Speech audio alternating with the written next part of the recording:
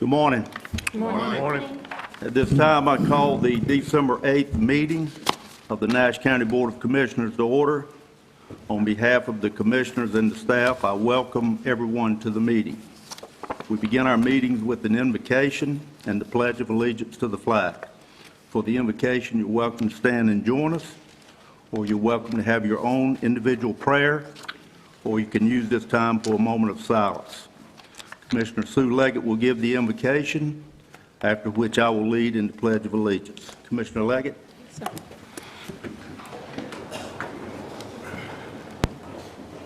Let us pray. Dear Lord, we give thanks for this day that you have made. It is a blessing to get up this morning and to be present here. We know that it is for your purpose that we are given this day and this life. Lord, we ask for your strong presence, guidance, and wisdom today as we conduct this meeting and here for the best interest of the citizens of Nash County. We give special thanks for the birth of your Son, Jesus Christ, who is the reason that us Christians celebrate Christmas. We pray for all those who need additional strength, support, and reassurance that only you can provide. These things we ask in your precious and holy name. Amen. Amen. Would you join us in the pledge? I pledge allegiance to the flag of the United States of America and to the republic for which it stands, one nation, under God, indivisible, with liberty and justice for all. Thank you.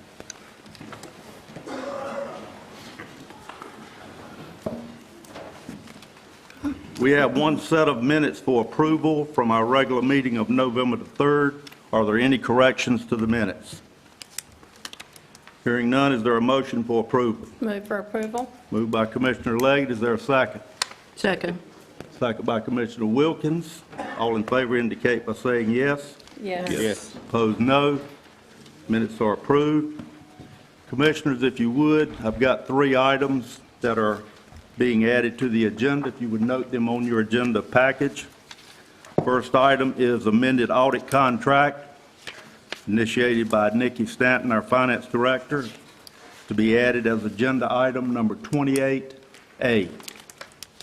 Give you a moment to note that.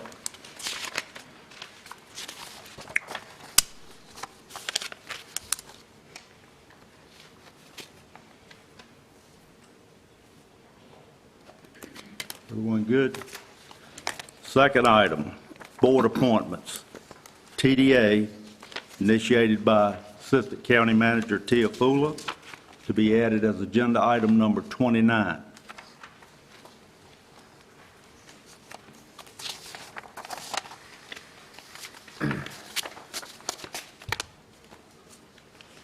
Final item, approval of fireworks display permit, initiated by Trip Bunn, to be added as agenda item number 31A.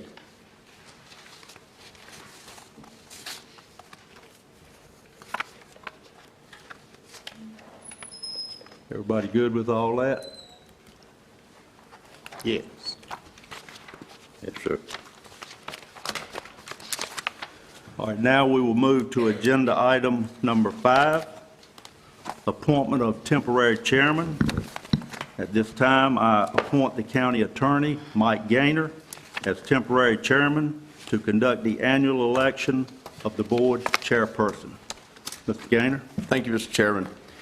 At this time, I will accept nominations for the chair position. Are there any nominations for the chair position? Mr. Chair, I nominate Marvin Arrington.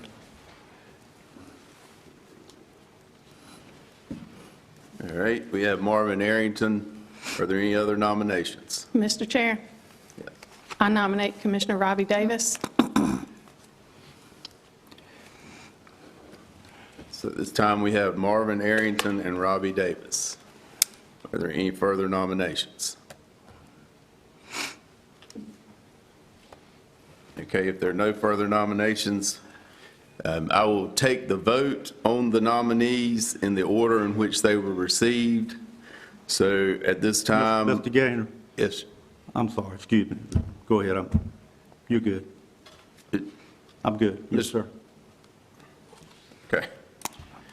At this time, so anyone who wants to vote for Marvin Arrington to serve as chair for the 2026 year, let's do it by show of hands.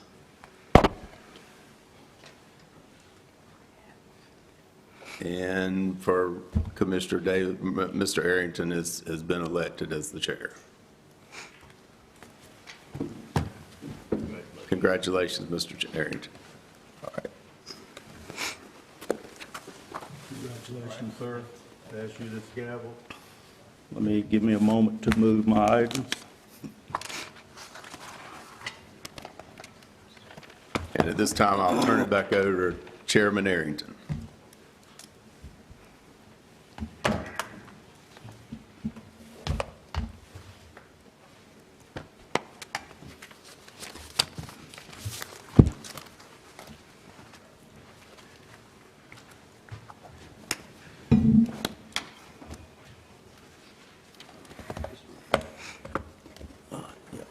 Yes, ma'am.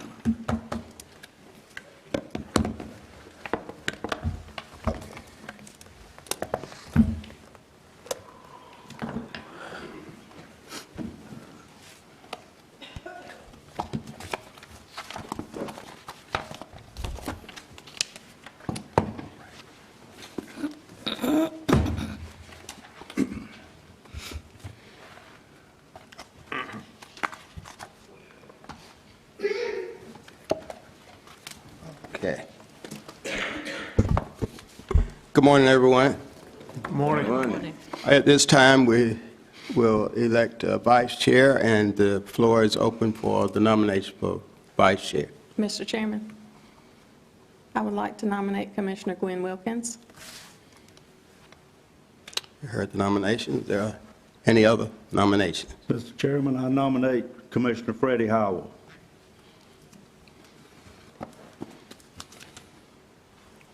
Any other nominations? You've heard the nominations. All in favor of Freddie Howard, let it be known by raise your right hand.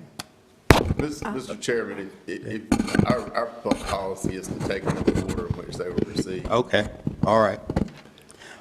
All in favor of Gwen Wilkins as the vice chair, let it be known by raise your right hand. All in favor of Freddie Howard, let it be known by raise your right hand. Congratulations, Freddie Howard.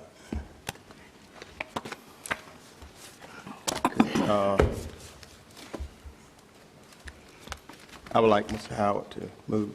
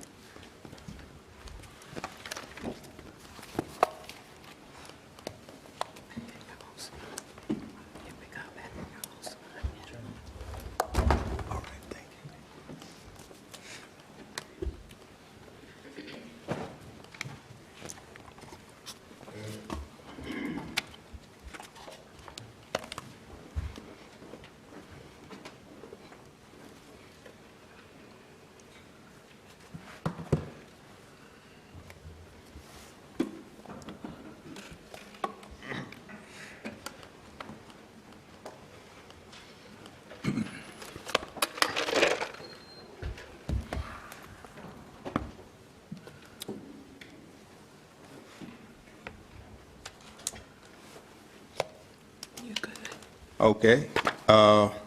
Now we will like to appoint our clerk of the board.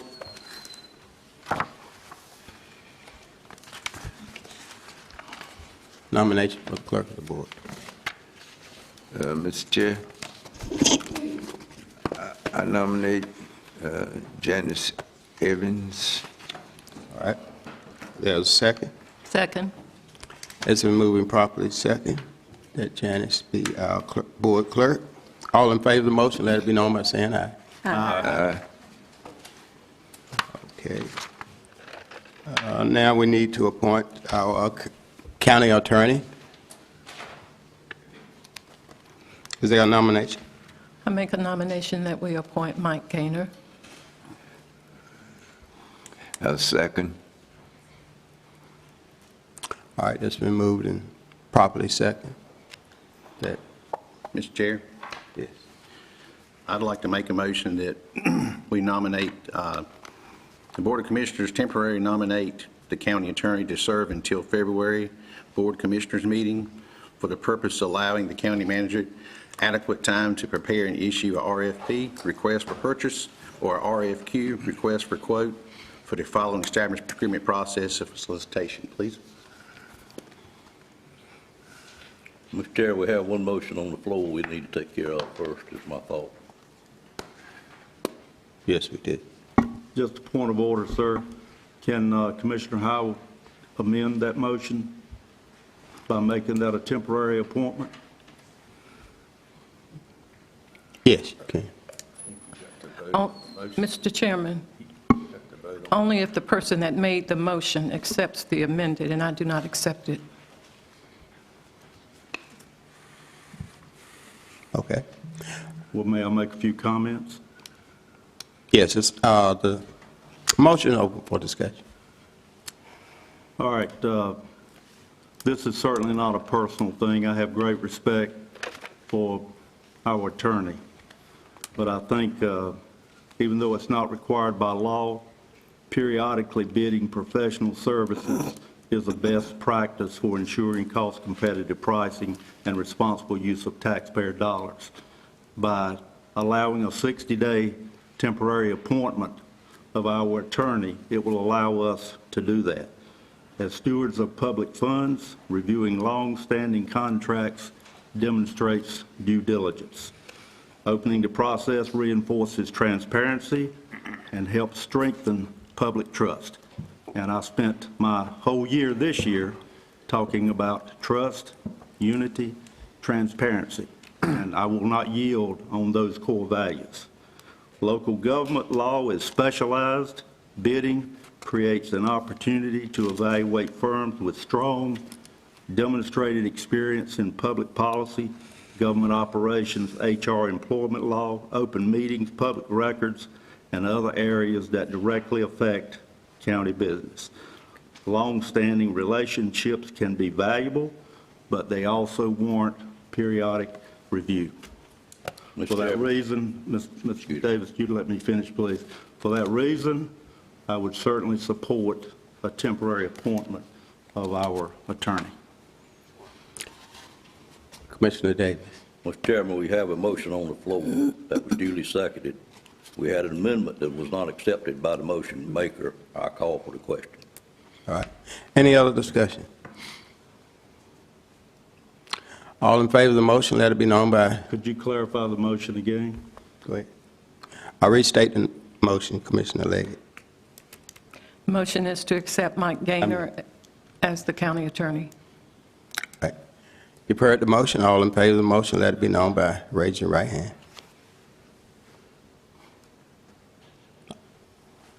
All right. Motion carried.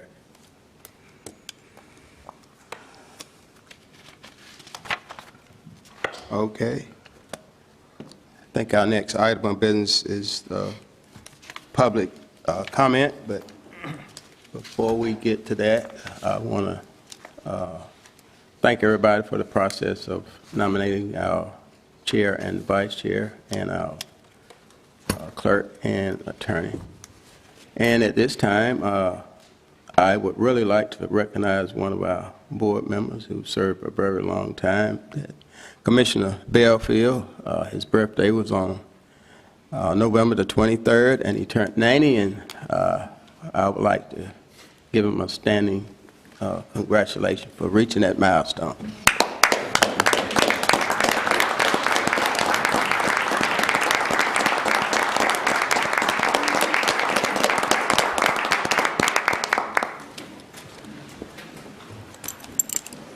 Congratulations. There are not too many of us who will reach that. At this time, we will have our public comment section, and if I could ask my vice chair to read the standards for public comment. Yes, sir, Mr. Chair. A time for public comments is provided at the first regularly scheduled meeting, Board of Commissioners meeting. This time is for public to provide feedback to Nash County government. We're glad to hear from our citizens and ask that all speakers adhere to the following guidelines. Each speaker will be given 3 to 5 minutes for comments with notification of the time at 4 minutes. Our county attorney, Mike Gaynor, will be our timekeeper. To avoid repetition, groups of individuals supporting the same position are encouraged to designate a spokesperson to address the board on their behalf. Speakers will be allowed to speak at one time each meeting, addressing the board without reference to individual members and conforming to reasonable standards of courtesy. No dialogue between the speakers and the board shall occur. Speakers must make comments from the audience podium and shall not otherwise approach the commissioners or staff without consent by the chair. Your comments will be noted, and if you have provided contact information, you will receive follow-up from our staff as appropriate. If you signed up to speak as a subject, on a subject that is already on the agenda, rezoning matter, public hearings, please hold your comments until that matter comes up. There should be no interruption from anyone in the audience, clapping or talking before, during, or after each speaker's comments. This will allow us to move forward and be productive. All right, thank you. Okay, did anyone miss signing up that would like to speak? Okay. I will call on you as we move forward. The first person that signed up was Wilma Jones.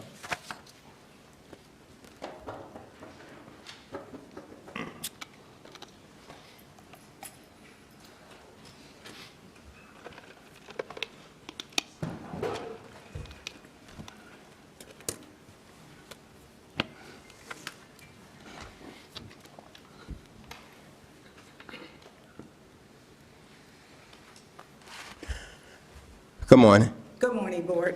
Morning. My name is Wilma Jones DeRosa. I'm here to speak about the importance of every public school employee, from classroom teachers to classified staff, who keep our schools running every single day. All of us play a critical role in the success and safety of our students and this community. And all of us deserve to be fairly compensated for the work that we do or perform. If we want to keep great staff in Nash County schools, people who are committed, experienced, and dedicated, then we must invest in them. That means fully funding a 7% supplement for classified staff and a 2% increase to the supplement for certified staff. If you want the quality of education in our district to grow, if you want stability, if you want strong schools, then this investment is not optional, it is essential. Our students deserve schools staffed by people who feel valued, respected, and supported. Please fund these supplements and show this community that you believe in the people who serve our children every day. Thank you. All right, thank you very much. The next person is Shantia Boone.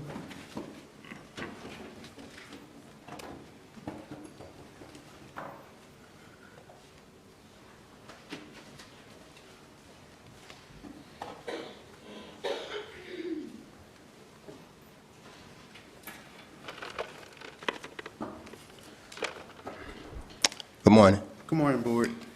My name is Shandak Boone, and I'm here to speak about the urgency need to make the meetings accessible.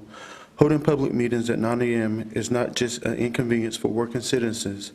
It effectively shuts us out. We deserve to be informed, present, and actively involved in the decisions that impact our schools and our communities. Whether intended or not, scheduled meetings when most working people cannot attend feels like an attempt to silence our concerns and limit our abilities to hold our elected officials accountable. We are asking firmly and respectfully that the board change these times to meet when public can actually attend. Our voices matter, our presence matter, and we will continue to show up and speak out until we are heard. Thank you, board.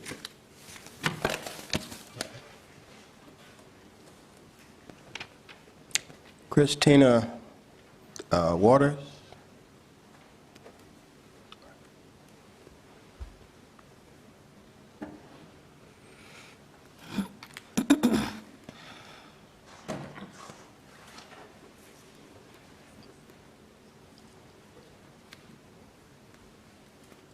Good morning, Commissioners. My name is Christina Walters, and I'm proud to work for the Nash County Public Schools as a bus driver. I appreciate the chance to speak, but I want to begin by acknowledging that most of the people who would like to be here at these meetings usually cannot attend. Holding these meetings at 9 a.m. on a Monday effectively shuts the very working class residents who are most impacted by your decisions: teachers, bus drivers, custodians, cafeteria workers, first responders, and parents. These are the people who keep our county running, and they deserve the ability to participate in the democratic process. I ask this board to strongly consider offering evening meetings or rotating times so that the public engagement is not limited to those who can take time off of work. The second issue I want to address is our public school staff salaries and supplements. For more than 3 years, this board has not approved an increase. During that same time, the cost of living has risen dramatically. Many of us are working second jobs, delaying medical care, or struggling to stay in the careers we love.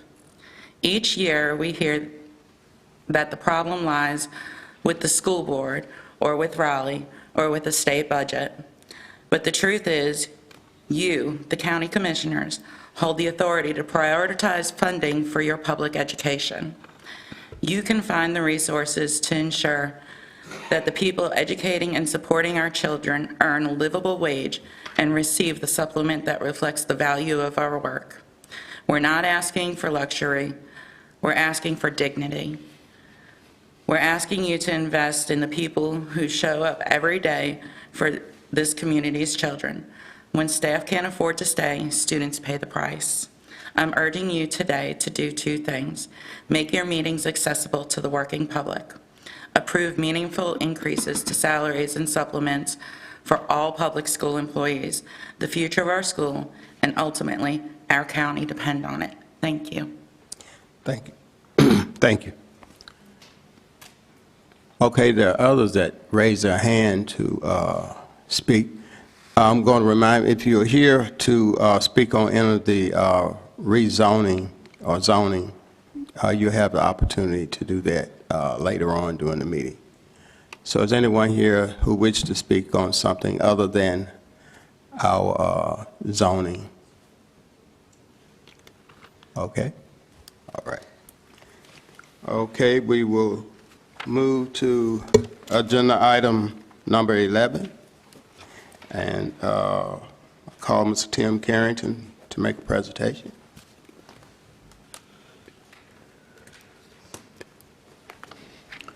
Good morning. Good morning. Good morning.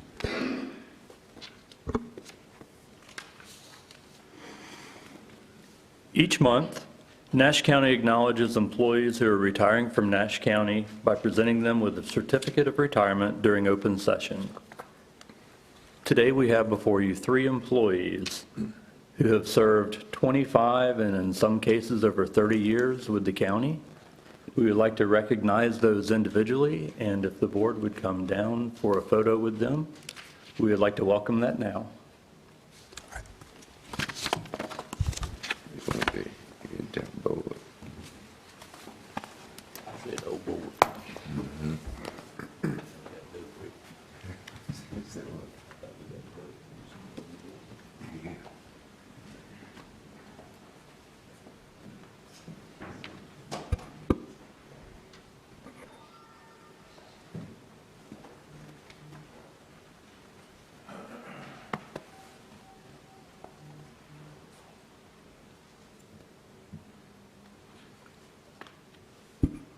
First, we have Anthony Farmer with over 25 years of service with Nash County.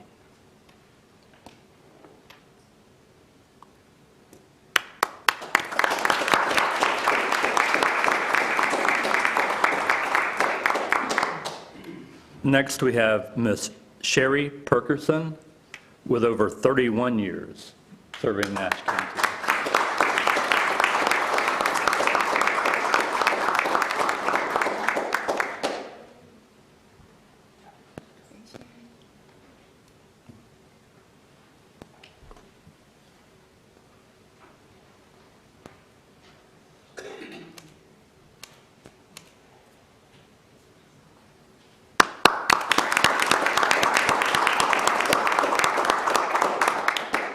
And next, we have Mr. David Talbot with over 32 years serving Nash County.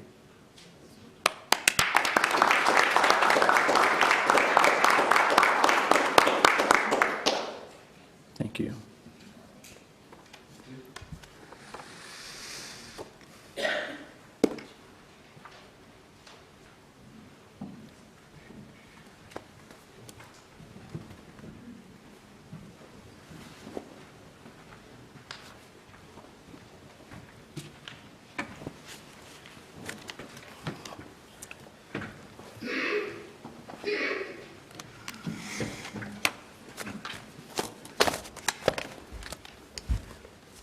Okay, our next agenda item, number 12, school resource office funding.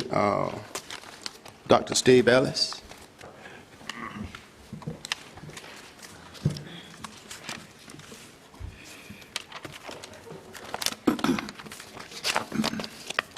Good morning.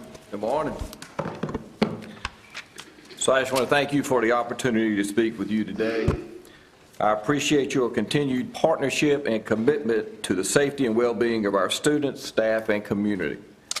I'm here today to discuss a priority that we all share, ensuring that every school in our county is safe, secure, and supportive of a learning environment. To meet these expectations and protect our students, we must ensure that our safety measures are fully staffed, fully equipped, and fully funded. Today, I'm requesting your support for full funding of school resource officer coverage at every elementary school. This investment is not just a line in a budget, it is a commitment to prevention, readiness, and the peace of mind for families who trust us with their children every day. We believe this plan is both responsible and essential. I look forward to sharing the details, answering your questions, and working together to make sure our schools remain safe places where teaching and learning can thrive.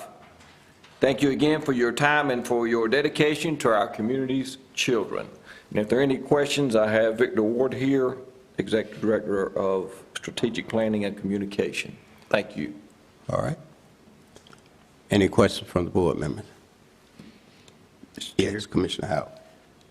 What exactly do you need, Dr. Ellis, from the county commissioners to be So I able? believe we turned in something to Ms. Schatzer that'll share a handout, basically, that Mr. Ward could share with you, but it's about a $500,000 line item to complete the funding for fully staffed SROs in all our elementary schools. And that would be, Mr. Ward, am I right, 5 SROs? Yes, sir. Yes, sir. So you need an additional 5 SROs to fully have full-time coverage in every elementary school under the Nash County school system? Correct. Thank you. Yes, sir. All right, thank you, Dr. Ellis. Mr. Chairman, Yes. and that is $500,000 every year, or it's inclined to go up with the cost of living and whatnot? It could go up, but right now, that number is $500,000. Thank you. Mr. Chair. Yes, sir. So if I understand correctly, the state funds and other grants fund the SROs, and then the county steps in and is covering the gap in those. Is that typically how that works? Whatever the gap is, correct. Okay. Mr. Chair, Yes, sir. I would like to make a motion that the Nash County Board of Commissioners approve the Nash County Schools request here for funding for 5 additional SRO officers in order to ensure a minimum of 1 full-time SRO is assigned to every school within the Nash County school system. Mr. Chairman? There's a second to the motion. I second the motion. Right. Properly second, open for discussion. Mr. Chairman, it shows on my agenda that this is a information-only item, no action required. We don't have any numbers that we'd be voting on. I don't know how we would vote on an item that we don't have what the cost is to the county. We hadn't talked about cars for our sheriff's department. We hadn't talked about cars for the Rocky Mount Police Department. I would need a full disclosure of what the cost was to be able to take a vote on any budget item. That's my concern. Mr. Chairman, Yes, sir. we've got a motion on the floor, properly seconded. Any other discussion? Mr. Chairman, I have further discussion on the motion. While I support the idea of adding the SROs, likewise, I would like the detailed information. This is a $500,000 commitment from the county, and I want to know what the impact is. And so before we could vote on this and commit to this, I'd like for all the information to be presented to the board. Mr. Davis? Mr. Chairman, I'd like to get a ruling from the attorney, if it's proper to have a actual vote on an item which is listed on the agenda as a no action requirement item. That's the first hurdle that I think we need to cross, and then we can talk about the other problems of voting on an item with unknown expenses involved in it.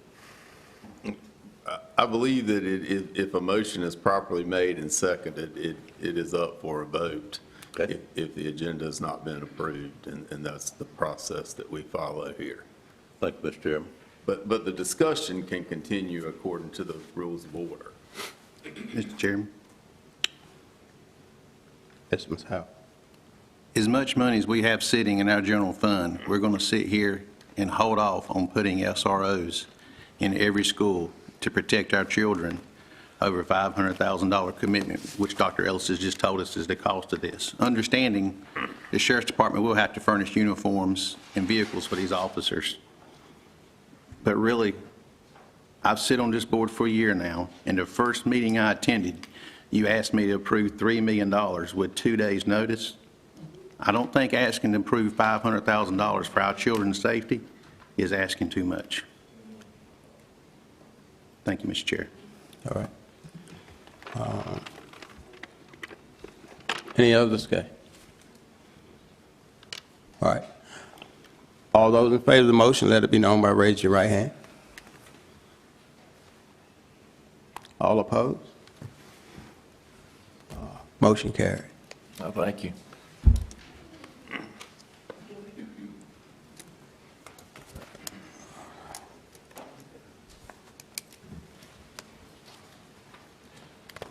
Thank you. Okay. We'll move to agenda item number 13. Call on Sheriff Keith Stone.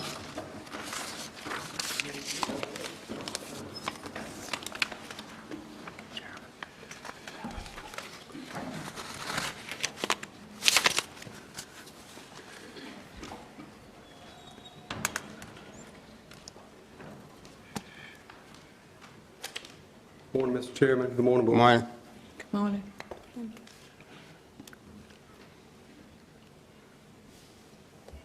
Okay. All right. Hey, sir, the first thing that I'd like to ask the commissioners to consider is a request for a position reclass. This is a approval to reclass a lieutenant position to a captain position. The sheriff's office is requesting approval from the board, as this position will oversee the Special Operations Division within the sheriff's office, which is currently comprised of 7 task force members that we use for the DEA, Drug Enforcement Administration, the ATF, the Alcohol, Tobacco, and Firearms, the FBI Safe Streets Task Force as well.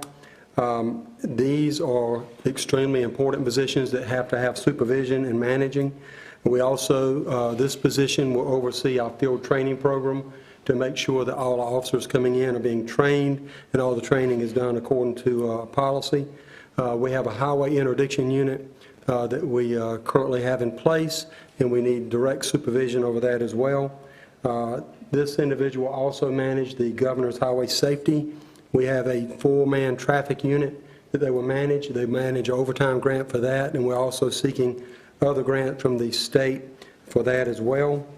They also will be looking at other grant management as well.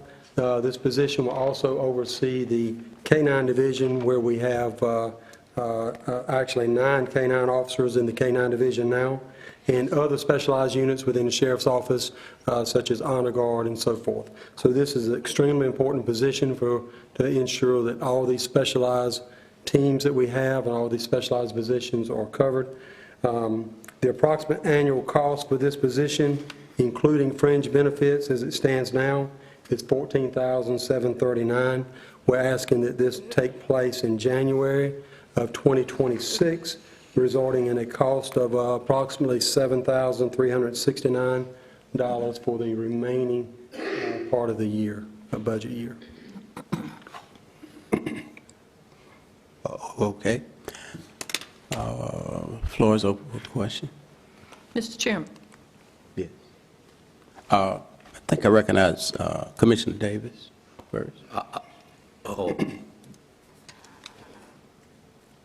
Chief Deputy Yes, sir. Wilson, do you have the funds in your current budget to cover the rest of this current year? We have spoken to the county manager, and I believe that we would have funds to cover the remaining part of the year. I don't think that would be an issue, but I'll let her speak to that. If she would have more knowledge for that. It's my understanding it's okay for this year. Yes, sir. Thank you. Mr. Chairman. Yes. Major Wilson, who covers that position now, or has the person retired? No one covers that position now. This is a new position that we are currently doing. We have each one of these positions allocated with different individuals. For example, the captain of our jail is covering our K-9 division. The captain that was over patrol, he was covering all these other positions as well. And then the captain of our narcotics was covering our task force positions. And now we've added another task force position, and we've added the FBI task force position. So with all these additions, Sheriff Stone feels it would be very important to the office to have someone directly oversee every one of these positions to ensure that everything is, all the paperwork. There's a lot of paperwork that goes with these grants. So right now it's diversified, and there's a lot of people doing a lot of different things with a lot of extra duties, and we want to streamline it and have them reporting to one person, which will make it a lot more effective and efficient. Thank you. Any further discussion? County Manager, do you have anything to add? No, we did have discussions with the sheriff's office about this position. It's just out of my range and ability to make the approval, but we did see the need and would support the request. Okay. Mr. Chairman, Yes. I move for approval of the request to reclassify a lieutenant position to a captain position effective January 1, 2026. Second. Okay, it's been moving properly second. Any further discussion? All in favor of the motion, let it be known by saying yes. Yes. Yes. All opposed? Motion carried. Okay, Major Wilson, our next item is the honoring the bridge naming. Yes, All right. sir. So we want to ask the board for approval to honor a bridge in honor of fallen Deputy Jared Allison. And just, if I may, I'd like to recognize Angela, and this is Jared's mother, and Scott McKellar, he is his stepfather. They're here today to represent Jared as well. So I'd like to.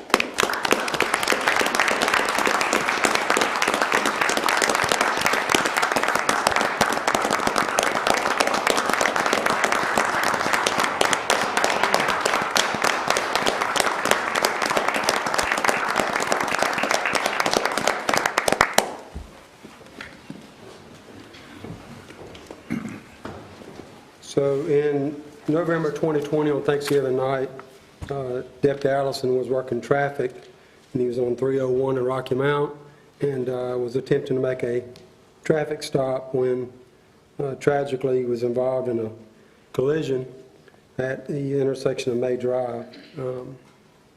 Deputy Allison succumbed to his injuries on December the 1st in 2020. Deputy Allison previously served as a member of the United States Army before being honorably discharged. He then completed his service to others by joining our office, where he served with honor and dedication for 18 months. And to memorialize Deputy Allison's sacrifice and unwavering commitment to the public service, we're requesting that NCDOT formally designate the bridge of Old Carriage Road and US 64 in honor of Deputy Allison. I've contacted DOT, and that bridge is available, and there's certain paperwork and procedures that have to be completed. There is a cost for this, and the Nash County Sheriff's Office will pay the approximate cost of the $2,000 to DOT, and we have that in our funds to take care of to cover that cost. So I'm requesting that the board would approve this through a resolution, and I could complete the remaining paperwork and give it to the Department of Transportation so we can move forward with that. Okay. Would you read the resolution? Read the resolution. Do I have that? I do have that. So a resolution of the Nash County Board of Commissioners to support the Nash County Sheriff's Office in requesting the bridge on Old Carriage Road at US 64 be named after Deputy Jared Michael Allison. Whereas Deputy Jared Michael Allison honorably served the citizens of Nash County in the city of Rocky Mount as deputy with the Nash County Sheriff's Office, and whereas Deputy Allison was assigned to the Governor's Highway Safety Program, where his duties focused on assisting motorists and enforcing laws within Nash County and throughout Rocky Mount. And whereas on the night of Thanksgiving 2020, Deputy Allison was attempting to conduct a traffic stop when he was involved in a collision at the intersection of US 301 and May Drive. And whereas Deputy Allison sustained severe injuries and tragically succumbed to those injuries on December 1, 2020. Now therefore be it resolved that the Nash County Board of Commissioners does hereby support the Nash County Sheriff's Office in their request to the North Carolina Department of Transportation to name the bridge located on Old Carriage Road at US 64 Exchange, and be it further resolved that the resolution be sent to the North Carolina Department of Transportation and the family of Deputy Jared Michael Allison, and that they know Nash County's gratitude for the service of Deputy Jared Michael Allison, the 8th day of December 2025. Thank you. Mr. Chairman, Yes, I'll Commissioner. make a motion that we adopt and support this resolution to Nash County Sheriff's Office. A second. All right, it's been moved and properly second. We accept the Can I make a resolution. brief comment, sir? Yes. I want to speak directly to the family. There's nothing that this board can ever do to take away the pain that I know you're feeling at losing your son. I just can't imagine what you've gone through, what you're still going through. But I want to tell you that it's my honor today to vote in favor of naming this bridge for your son, so he will forever, forever be remembered in Nash County. God bless you. All right. Any further comments from the Commissioner? Hearing none, also, I would like to thank you for raising a great son and allowing him to serve Nash County. Thank you. You've heard the motion on the floor. All in favor of the resolution, let it be known by saying aye. Aye. All opposed?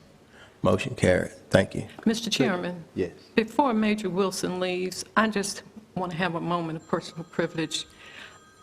Is that okay? Yeah. I wanted to thank the Sheriff's Department for what they've done these past few months. Particularly, there were 3 incidents that I even made notes on. They provided a lot of assistance. back in, I believe it was the end of September, to Bertie County Sheriff's Office by deploying the specialized response team to help resolve someone that had barricaded themselves that Bertie County could not resolve, and that resulted in the peaceful securing of the perpetrator. That, and then recently, the Nash County Sheriff's Office assisted Rocky Mount PD on November 26. The investigation led to the arrest of 2 men in a significant drug bust. And then we had another one, I forgot when it was, but a group home where a man was arrested and allegedly selling drugs in the group home. And the victims there that didn't have a clue. That should not have happened. But I wanted to commend the sheriff and his department, his men and women, for all that, for what they did in those situations. So, my regards. Thank you very much, Commissioner. It is our honor and privilege to serve the citizens of Nash County in the way that we do, and we certainly appreciate the board's support and the public support and everything that we do. So thank you. Thank you. Thank you. Yes, sir. Okay, we will move to our next agenda item, number 15. Nash County Farm Leases. Call on Brittany Pendleton. Good morning, Commissioners. Good morning. Morning. So we have 4 Nash County-owned farmland leases that are due to expire this month. The new lease will be for 2 years, which is January 1, 2026 to December 31st, 2027. The properties were advertised through 2 newspapers, which were the Rocky Mount Telegram and the Nashville Graphic, Cooperative Extension website, Extension AgWest newsletters, and social media. In addition, each property had a sign displayed stating Nash County cropland for lease with the office contact number.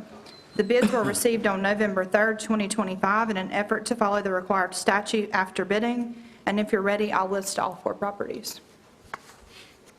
Number 1 is the Middlesex Corporation Parkway at 31.42 acres, FSA track number 12207.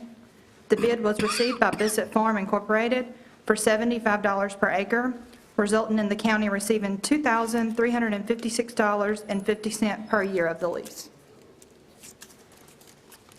The second was Industrial Parkway, Highway 97 Rocky Mount at 87.44 acres, FSA track number 12144.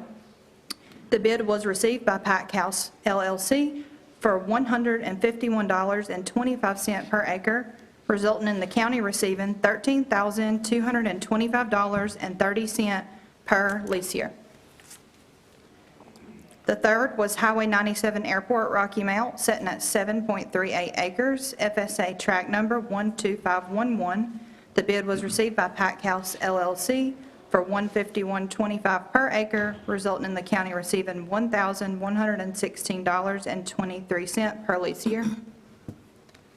The fourth tract is Highway 97 Airport in Rocky Mount, sitting at 11.8 acres, FSA track number 12493. The bid was also received by Pack House LLC for $151.25 per acre, resulting in the county receiving $1,784.75 per year. And the recommendation is to accept and award. Thank you. You've heard the recommendations. Any, is there a nomination? Yeah. Is there? Mr. Chair, Yes. I have a question. Yes, sir. These prices per acre, are they in line with what farmland normally rent for? Yes, sir, I do believe they are fair prices. 3 of them are at $151 per acre, which is pretty good for the area. One of them is low at $75, but it is one of the smallest tracts, and that same man has been renting it since we started this. All right. Commissioner Davis. How do we handle if mid-year, crop year, you got crop planted, and I know a couple of these cases where it could happen, and we have a need to sell that property? How do we handle it in those? I know we have. I will have to refer that to the county lawyer. I know we had that happen one year, but I'm not sure how it was handled. It was before my time here. Typically, that would be handled within the lease, but there are provisions that we could review. There's a possibility, or it would be handled within the contract. There is a possibility we could pay the farmer for the crop that was planted if that were a part of the transaction. That's typically how it's handled. And I certainly do not want to hold this up, but, I mean, you could get in a situation where it could be a big loss if that's the case, due to the county to pay for a crop on a 100-acre tract. Could we possibly approve this? Would that matter been looked at and get it where it's not a disadvantage to the county should that happen? Well, the leases were submitted, correct? Yeah, it's been the same leases we've always used as well. Right. And I will add no more acres than this is, and how commodity markets currently are, it would not be a large loss. We're in record lows of farming markets. I do right realize now. that, but it would depend on the crop planted on it also, which rotates from time to time. Okay, I think we just would need to look at that in the future. Maybe it won't happen this year. Mr. Chairman. Yes. I believe there is the clause in there, as the lawyer has mentioned, that indicates that if the property is disturbed or sold while the crop has not been harvested, we will pay for that crop, but it's only that one crop. And normally, these farms have 2 crops a year on it, typically, so it's not a big expense. And I don't think we have a lot of interest in these properties. We do not. And as you mentioned, some of these farmers have been tending this for quite a while, so I think we've come out in the positive in this. Correct. The county's benefited from leasing the land and brought money back to the citizens of Nash County. And in most cases, in the event we would get into a transaction, it would take an extended period of time before we would actually start construction on the property. Is that typically the case? Typically, yes. I mean, I guess there could be a scenario where there would be a request to have access to the property without the crop, but generally, in that case, there would be notice enough. I just feel like it'd be a disadvantage to the farmer if we would go in there and ask them to sacrifice their crop. It was a competitive process, according to the statute, so these rates are based on a competitive bid after due advertisement. And I will note one other thing. These farmers are keeping that property up for us, and it's not Correct. costing the county any money, so they're keeping it mowed, they're keeping it tilled, they're keeping it cut, so it's not an eyesore to the community, and we're receiving an income from it meanwhile while we're looking to sell it. Thank you, Mr. Chairman. All right. Any other questions for Ms. Pendleton? Hearing none, is there a motion to accept the recommendation? So Mr. moved. Chairman, I move for approval. Second. All right, so moving properly second, we approve the recommendation. All in favor of the motion, let it be known by saying aye. Aye. All opposed? Motion carried. Thank you, Thank you. Commissioners. Okay, we will move to item number 16, public hearing on conditional rezoning request, CZ 251101, Castelia Springs Solar Farm. Mr. Tyson, good morning. Good morning. Morning.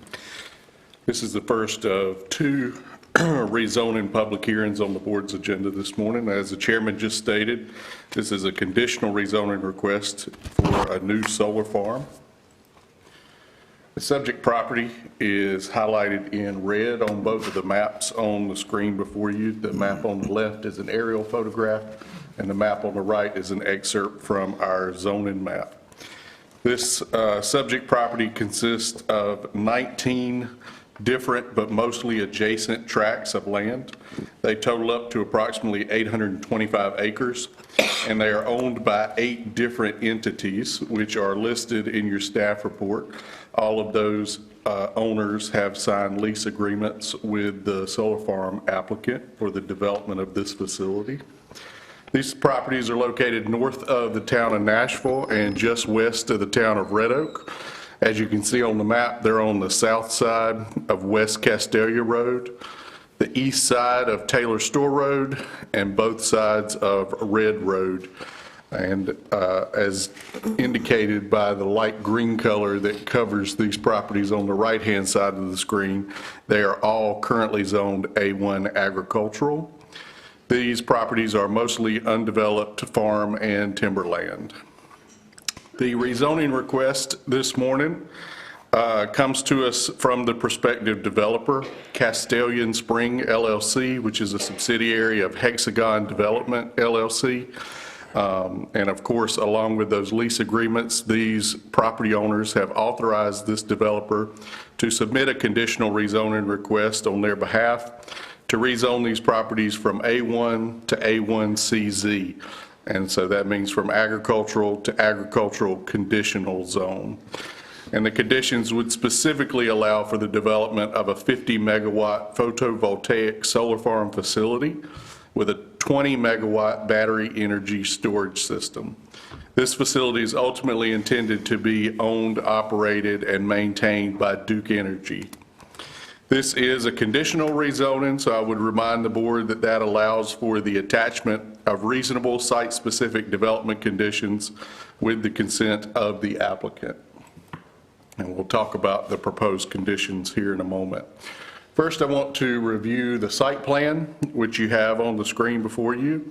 This plan depicts that out of this total 825-acre project area, only approximately 180 acres are proposed to be developed for the actual solar farm facility. So that will be 180 acres of fenced area that will contain the rows of ground-mounted solar panel arrays. The reason for the large project area is that this facility has been intentionally designed to avoid disturbing the existing wetlands, streams, and riparian buffers on the site. Those are indicated with a light blue color on the site plan. Near the center of that proposed facility, you'll see that there is a new electrical substation and switchgear equipment proposed. That is located immediately adjacent to the existing transmission lines that already cross the property. So the existing electrical infrastructure is what makes these properties attractive partially for the development of the solar farm. You can see the existing transmission lines that cross through the region here. And then this area here is where the substation and the switchgear equipment would be located. The proposed battery energy storage system is also in that area.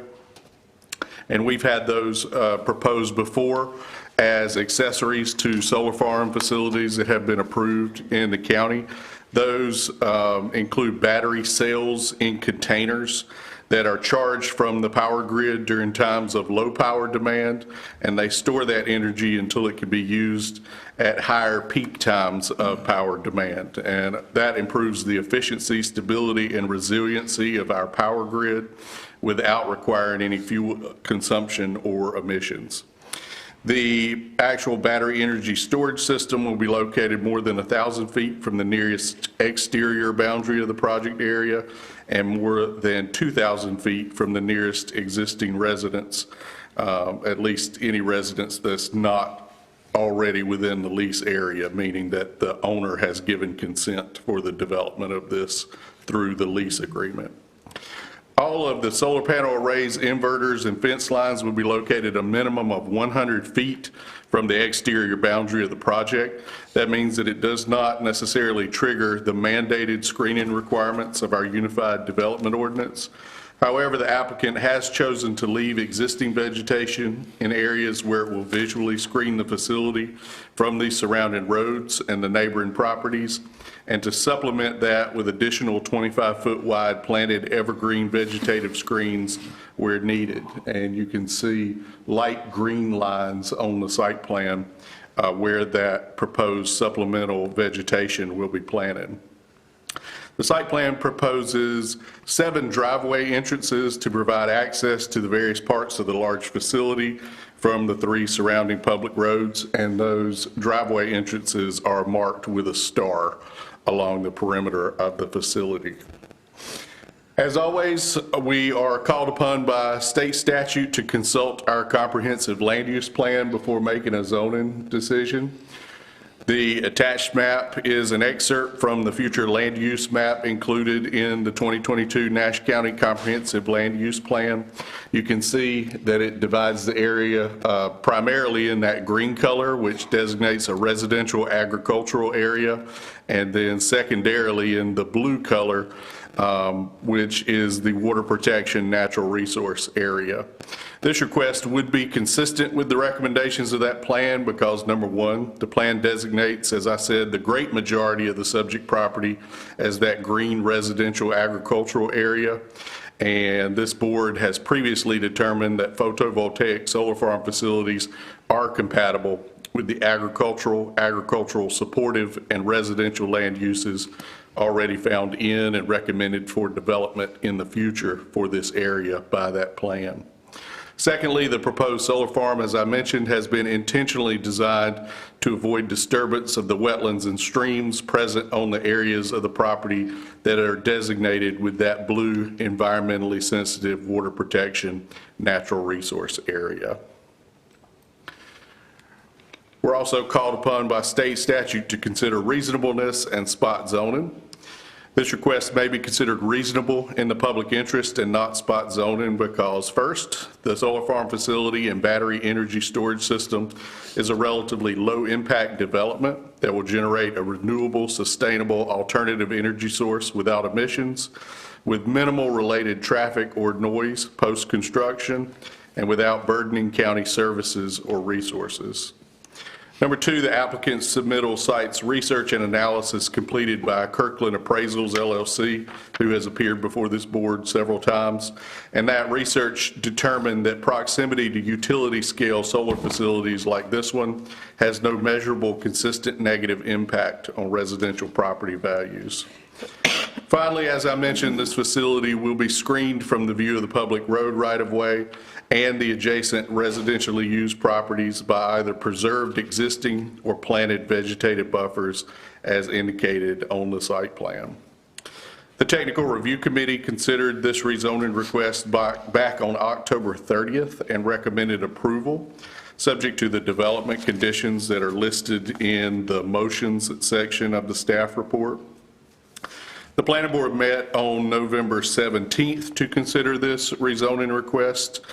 There were 11 members of the public who are listed in your staff report that addressed the board that night, either with concerns about or in opposition to the development of the proposed solar farm. Those concerns included preserving access across the facility for adjacent otherwise landlocked parcels, the related loss of farmland and other potential economic development opportunities for the land, the future maintenance that the facility will require, the potential insufficiency of the proposed visual screening, the appearance of the fencing, the inconsistency of the facility with the current character of the area, and the facility's potential impacts on the environment, local drainage, property values, and the increase in traffic that would occur during the construction phase. Ms. Allie Kranz with Hexagon Energy, who is with us again this morning, addressed the planning board at that time in support of the rezoning request, as did Ms. Pam Harris, who was the owner of one of the subject properties to be developed.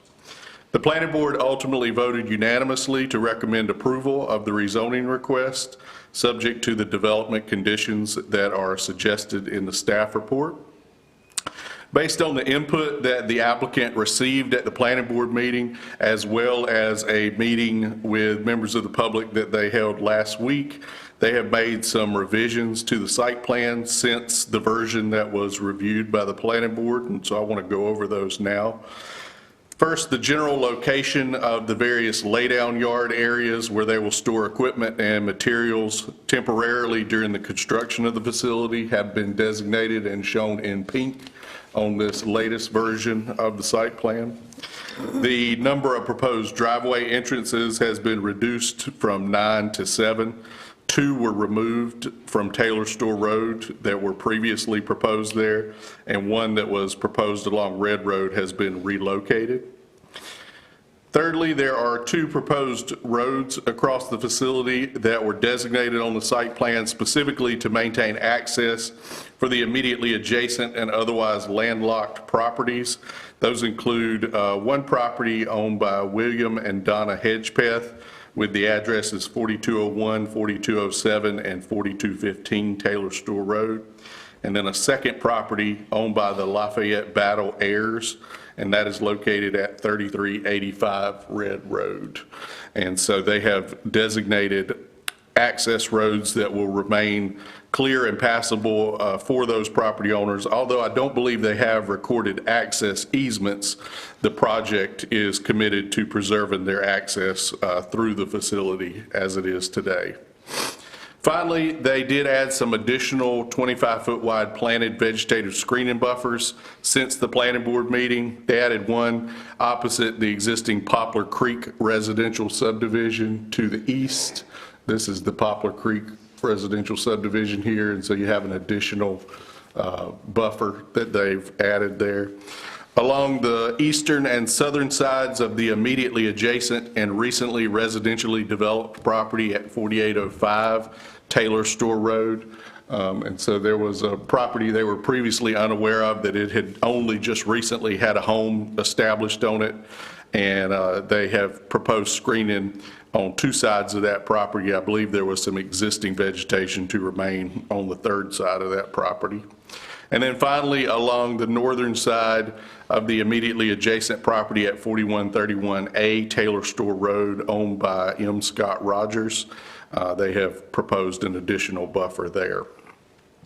There are motions in the staff report to either approve the zoning map amendment or deny the zoning map amendment. In both cases, you will, as the board, need to adopt a statement of plan consistency and reasonableness, and we have drafts of those available for both scenarios.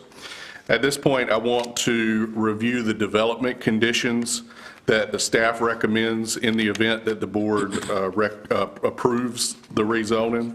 The first, this is on page 19 of my report. I think that might be consistent with yours. Number 1, the subject property is approved for the development of the proposed photovoltaic solar farm facility and battery energy storage system, as well as the residential land uses and customary residential accessory uses as typically permitted in the A1 agricultural zoning district. This is necessary to include residential land uses because there are some scattered dwellings located within the project area. Of course, those property owners have already given their consent for the development of the project by signing the lease with the solar farm developer. But we want to recognize those as permitted uses so they can continue, without becoming non-conforming land uses. So we specifically want to include residential land uses. Number 2, the facility shall be developed on the subject property in accordance with the submitted application materials, the approved site plan, and all the applicable requirements of our Unified Development Ordinance. Number 3, the vegetative screening buffers that I've discussed that are depicted on the site plan shall be preserved, planted, maintained, supplemented, or replaced as necessary in order to provide effective visual screening of the solar farm facility from the public road rights-of-way and the immediately adjacent residentially used properties. Number 4, the vegetative screening buffers depicted on the approved site plan shall conform or be comparable to the landscaping requirements of UDO Article 11, Section 11.3.3, which is the screening of adjoining incompatible land uses. Number 5, as I've already mentioned, unobstructed access roads shall be maintained across the solar farm facility to those 2 adjacent developed properties that I previously identified. Number 6, the technology, equipment, and construction methods used for the solar farm and the battery energy storage system facility shall be consistent with the applicant's submitted proposal document and presentation. For example, crystalline silicon solar PV panels on driven metal piles without concrete foundations, and lithium-ion batteries as opposed to flow batteries. Number 7 outlines the other approvals that would be required following a zoning approval for the actual construction authorization of the project. Letter A would be a revised final site plan with the specific construction details. Letter B would be a Duke Energy interconnection agreement. Letter C, an erosion and sedimentation control plan approval by the state. Letter D would be driveway permits from our local NCDOT division office for each of the 7 proposed access drives. And letter E would be the stormwater permit, zoning permit, and electrical permit as required from the Nash County Planning and Inspections Office. Number 8, of course, if there were any significant or substantial modification or revision to the approved design of the site plan, it may have to again be reviewed by the TRC, the Planning Board, and perhaps even through another public hearing before this board at the discretion of the zoning administrator. So it would be my role to determine if any modifications are significant or substantial enough to trigger that re-review process prior to a construction approval. Number 9, the conditional zoning map amendment shall be invalid unless and until the petitioners consent in writing to all the attached development conditions, which is a standard condition for all of our conditional use rezonings. I want to call your attention to the screen. The applicant has asked, as a result of their meeting with citizens last week, to add these 2 additional conditions. These are not included in your staff report, but are available on the screen, and I'll read them right now. Number 10, proposed new condition, the project owner shall properly maintain the vegetative screening installed pursuant to the ordinance. The developer shall take all actions necessary to keep screening materials healthy, neat, and orderly in appearance, and free of litter and debris. Any live screening materials such as shrubs and trees which die must be replaced. I would note that this is a little bit redundant with some of the language being similar in development condition number 3, but having said that, it is in no way contradictory, and so I have no concerns about adding that as an additional condition.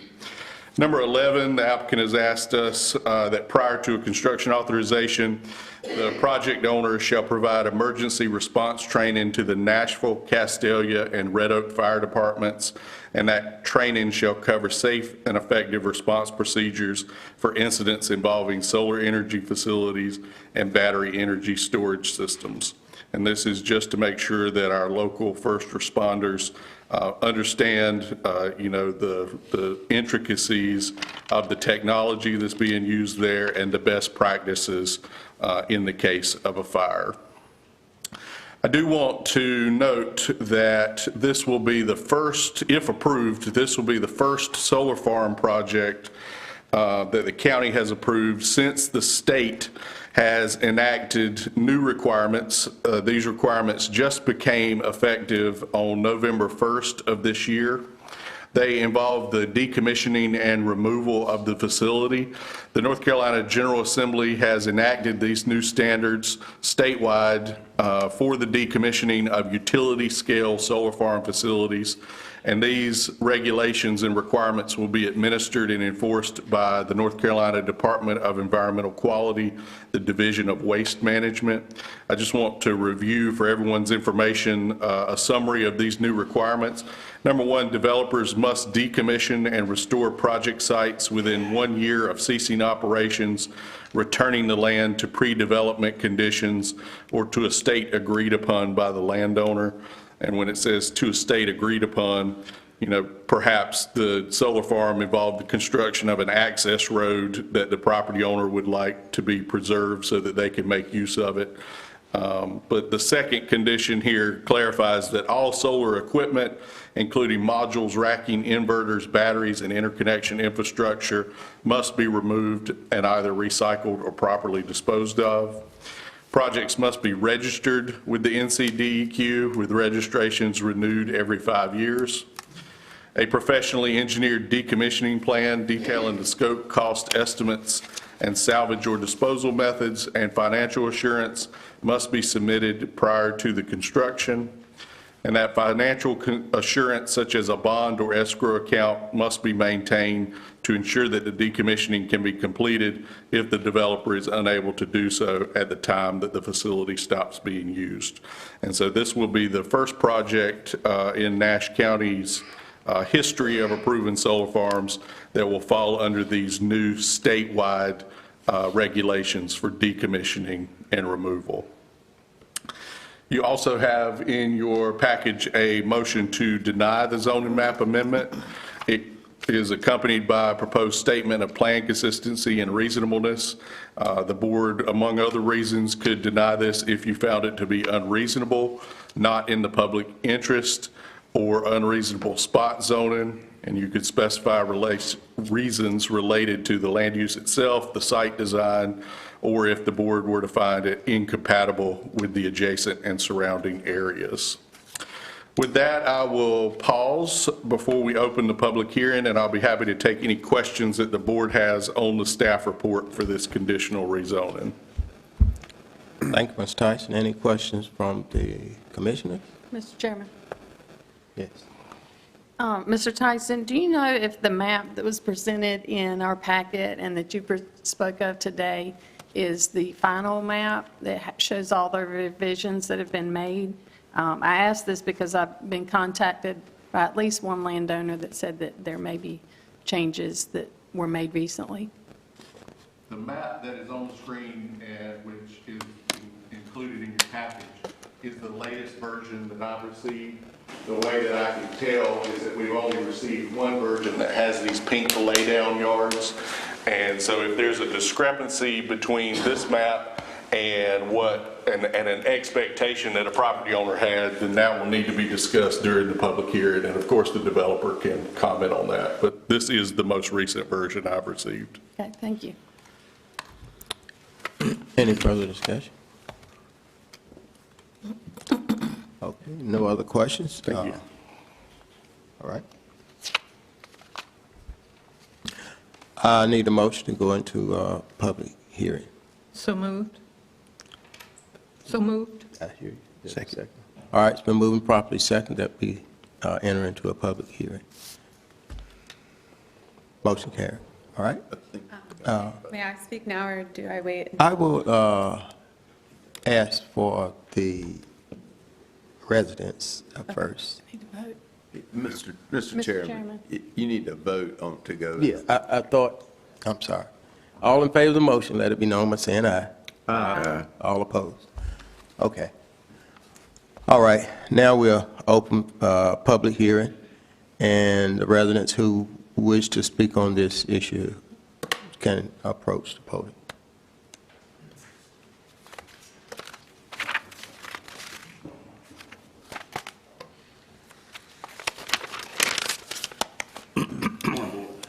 Good morning. On November the 17th, state your name and... Orville Wiggins, 3944 Red Road, Nashville.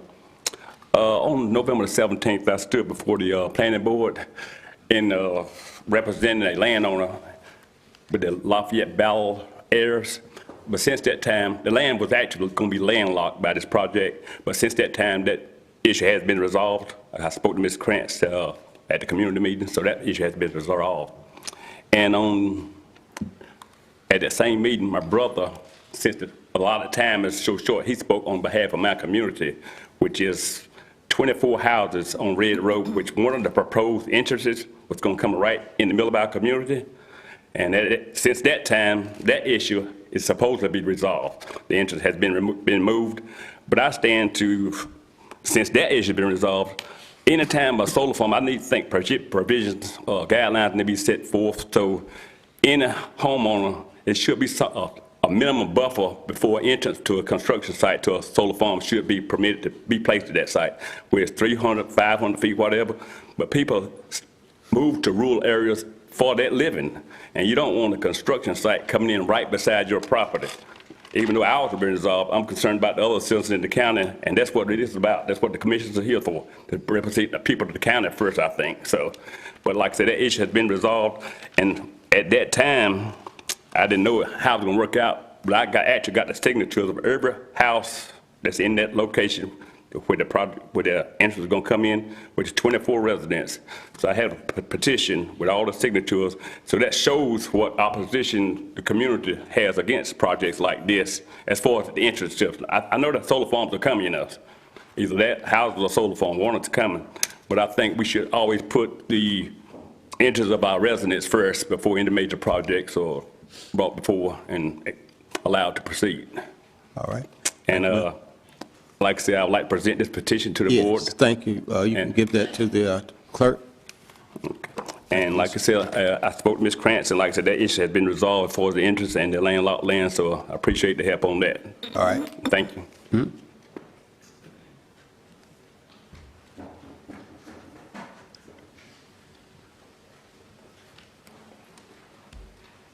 Okay, next.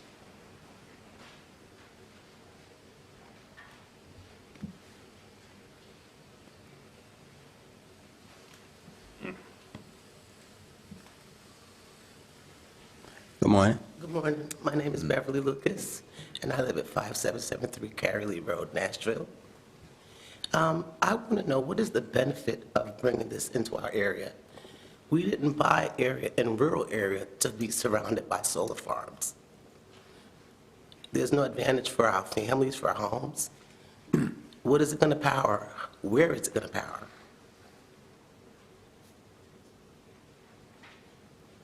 Hello? No answers? Mr. Chairman, Yes. I'm sorry. I think maybe her answer will be answered once Yes. the people from the solar farm will speak. Most of the people in my community are not even aware of this meeting or of this farm. I've spoken to my neighbors.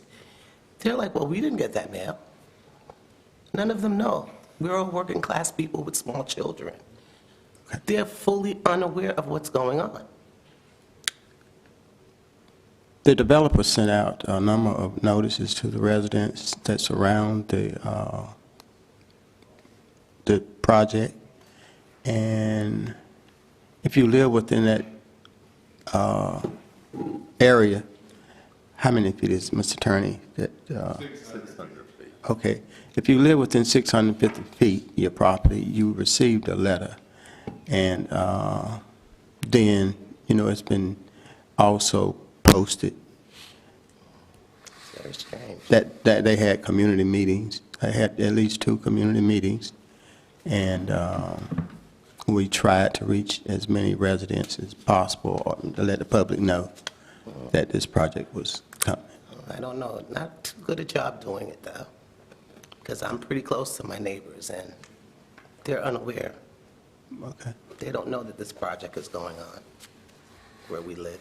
We would have never bought homes there to have to encounter this. So I guess my questions will be answered later on. What's Yeah. the benefit? What's the disadvantage? Hopefully. What are you powering? Where? Okay. So when is this decision going to be made? Today? Yes, ma'am. Okay. Thanks for nothing. All right, thank you.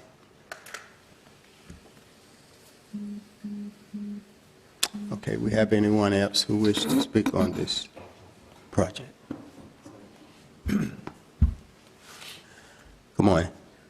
Good morning. Good morning. I'm Madison Scott Rogers. I go by Scott, live 4107 Taylor Store Road. I'm directly adjacent to one of the properties mentioned up there.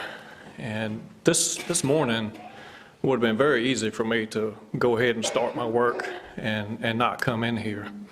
But wanting to participate in the process brought me here. I was one of the persons mentioned that had underlying issues at the zoning committee meeting. Those issues were access to a neighbor who was landlocked, was vegetation itself and the lack of it adjacent to my property, as well as the maintenance of the vegetation, period. And so at the time of the zoning meeting, I was against the proposals being made. I would rather that property stay farmland for eternity. That's what I would rather see. The reality is that's not going to happen.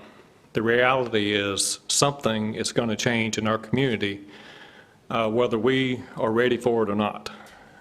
Given the choices between staying in farmland, which I would prefer, going to the solar project, which I have come to understand, or seeing it developed as a housing development or some other development in housing that's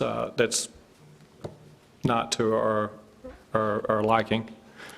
I can appreciate what is trying to be proposed here. I can say that I have had in-person meetings with Ms. Alley back here. I've had a number of conversations over the telephone with her, and we've had numerous correspondence in regards to email, where she has meticulously gone through each item that I raised. And she looked at them, she's worked with her team on those, she's gone through her legal department with those and addressed every one of the issues that I brought forward. Based on the experience that I've had and the dialogue that I've had with her, I believe that any concern that I would have in the future would also be corrected.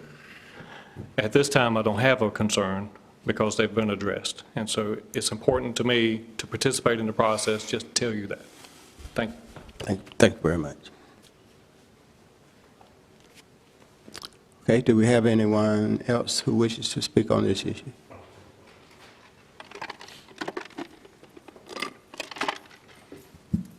Good morning, Commissioners. My name is Jim Harris. I live at 1733 West Castelia Road.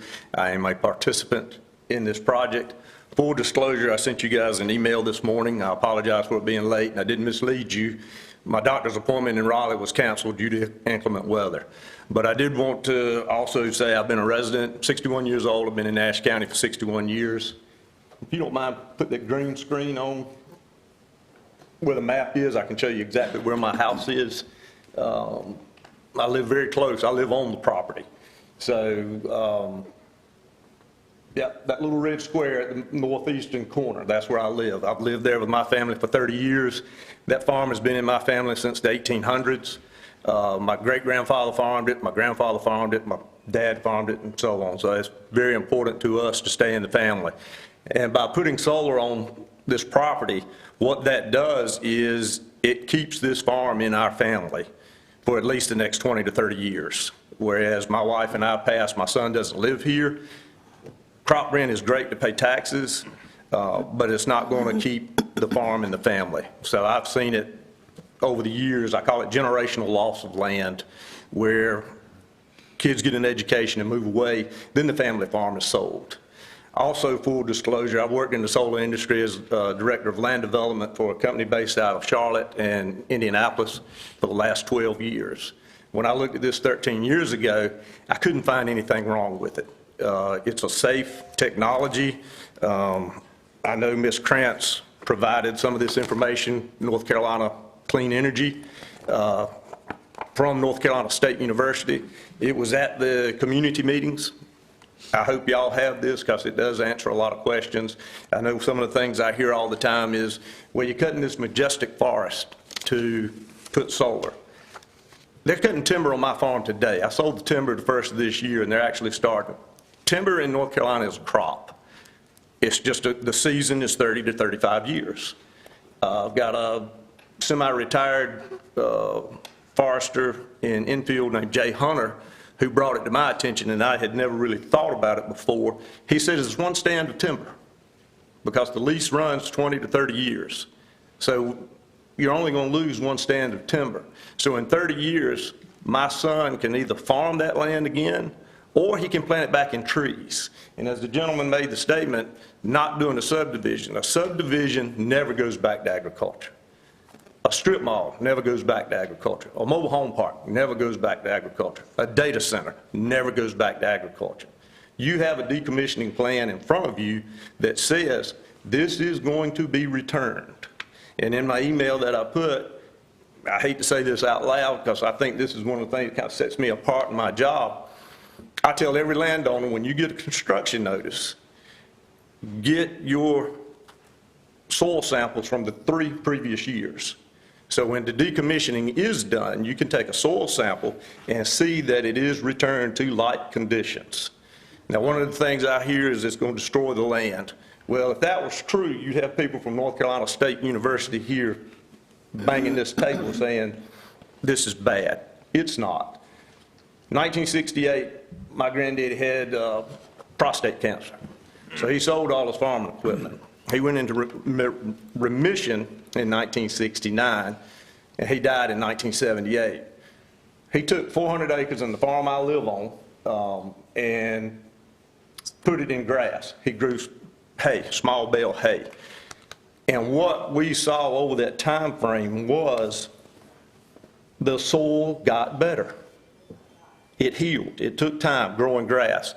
And the majority of the dirt that's covered is covered in grass. So for 20 to 30 years, the land is going to rest and heal and actually improve. So thank you. That's my comments. I request y'all approve this. Thank you. Thank you very much. Any other public comment?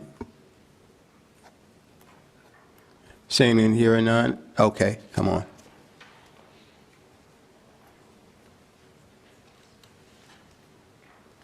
Good morning. Good morning. Good morning, everyone. Thank you for including my concerns. My name is Dr. Gretchen Warren. I live at 3776 Taylor Store Road, and I spoke at the rezoning committee. And I would like to go back and talk about the visual barriers for a commercial facility in my community. I'm concerned about, well, first let me say that we are not against the solar coming in, but we are very concerned about the process in place for the visual barriers. To illustrate the importance of this matter, sorry, I visited solar farms near Enfield in Halifax County. I took photographs and counted dead plantings in typical sections. On the south side of Highway 481, I saw 11 dead plants out of 28, representing 29% dead. Now, those plants were planted in, I think, around 2021.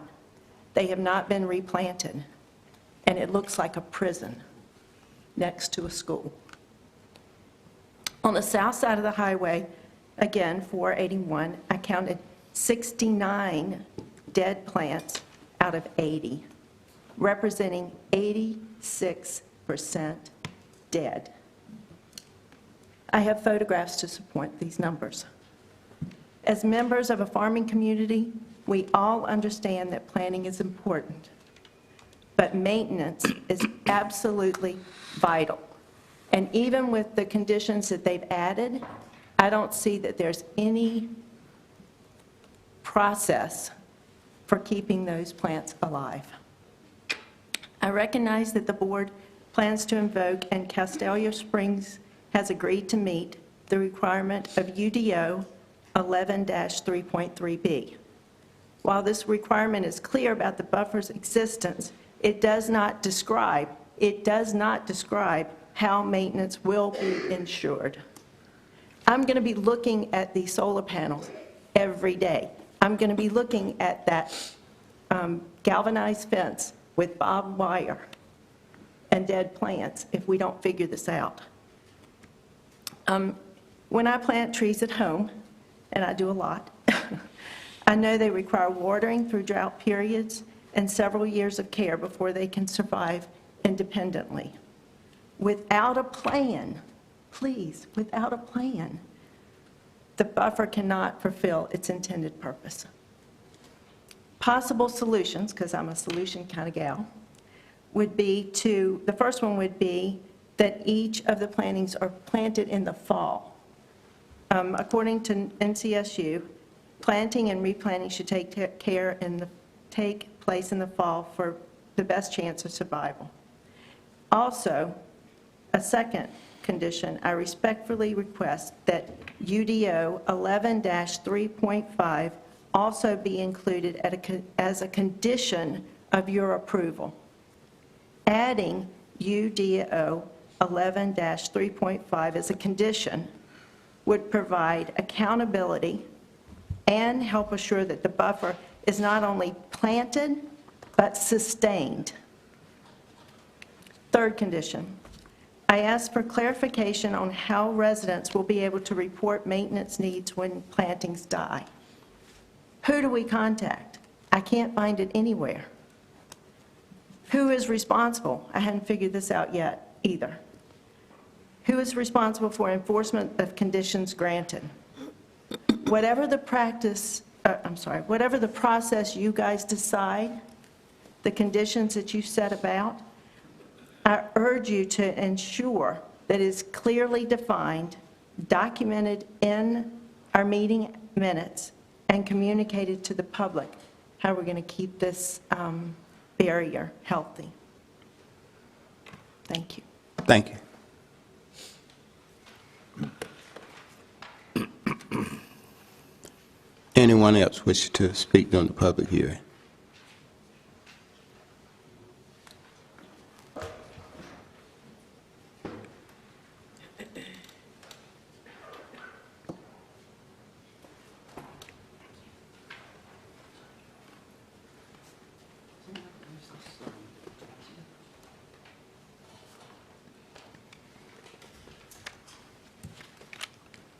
All right, good morning. I'm Chris Warren, 3776 Taylor Store Road.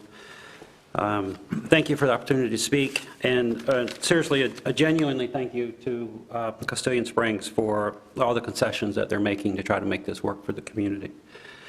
I'd like to talk to you about what I read in UDO 11-3.3. There's words in there that seem pretty good, and I think if you include, as the previous speaker noted, the 11.35, rather than the development condition 10. There's a lot of overlap in those words. I wonder why you wouldn't just specify what you've already written down in an ordinance, which is that 11-3.5. But I would like to turn to the development condition 3. It says replacements will occur as necessary in order to provide effective visual screening. I wonder whose opinion is the word effective? I mean, is that my opinion?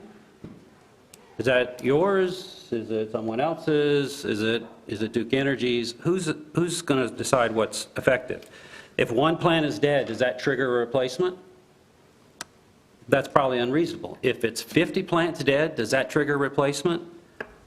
I don't know the right answer. But I have some thoughts for you. So here's my first suggestion. There needs to be something measurable with respect to the maintenance of this visual barrier. The best I could come up with is simply replace all dead or weak plants every year for the first 3 years. It takes about 3 years to establish. So we just write a requirement that every fall they have to replace all dead plants, and then you know they're done, and then we don't have to call you when one plant dies or 50 plant dies, and the commissioners, the planning department doesn't have to take a whole bunch of phone calls and then try to do the enforcement. So just simply, I ask you to consider just making a development condition that all plants that are dead or weak have to be replaced annually for the first 3 years, and then maybe every other year or something like that, so you know it's renewed and maintained. And it's a predictable timeline that would ensure some accountability and reduce the burden on both the citizens and the community government here. The second thing I'd like to talk to you about somewhat relates to the buffers, and that is the buffers will invariably die. They will. There'll be periods before they're replaced. And then what we're left looking at is this galvanized fence. And so my thought is, what can we do about this galvanized fence that has this sort of an industrial look to it, maybe a prison if you're looking at it in that way. We don't want to see that when we look along our roads, and we don't want to see it when we're looking out of our windows. And so my suggestion on that one is that we consider communicating with Hexagon Energy about potential of making a black vinyl chain link fence part of the project. These PVC fencings, what they do is that the black, they don't reflect the light in the same way, and so it doesn't have that same industrial look. The estimated cost difference, if they were to put black fencing everywhere where they've agreed to put a planted vegetative buffer, then it's $100,000 more for the project. $100,000 more compared to the galvanized fencing. And maybe the project is $50 million, so that's like 0.2% of the project. So it's a very small cost. Say again? You got 1 minute left. 1 minute left, that's all I need. So I'd like to show this. There's some differences. You can kind of see what the differences are. They're not that great, but they are substantial. And when you put a barrier in front of it, the black fence disappears even when there's gaps in the barrier. So that's my thought. I don't look at these as obstacles. I'm not opposed to the project, but I would like to strengthen the community and protect the community both long and short term. So thank you for your time. Thank you for your efforts. Thank you.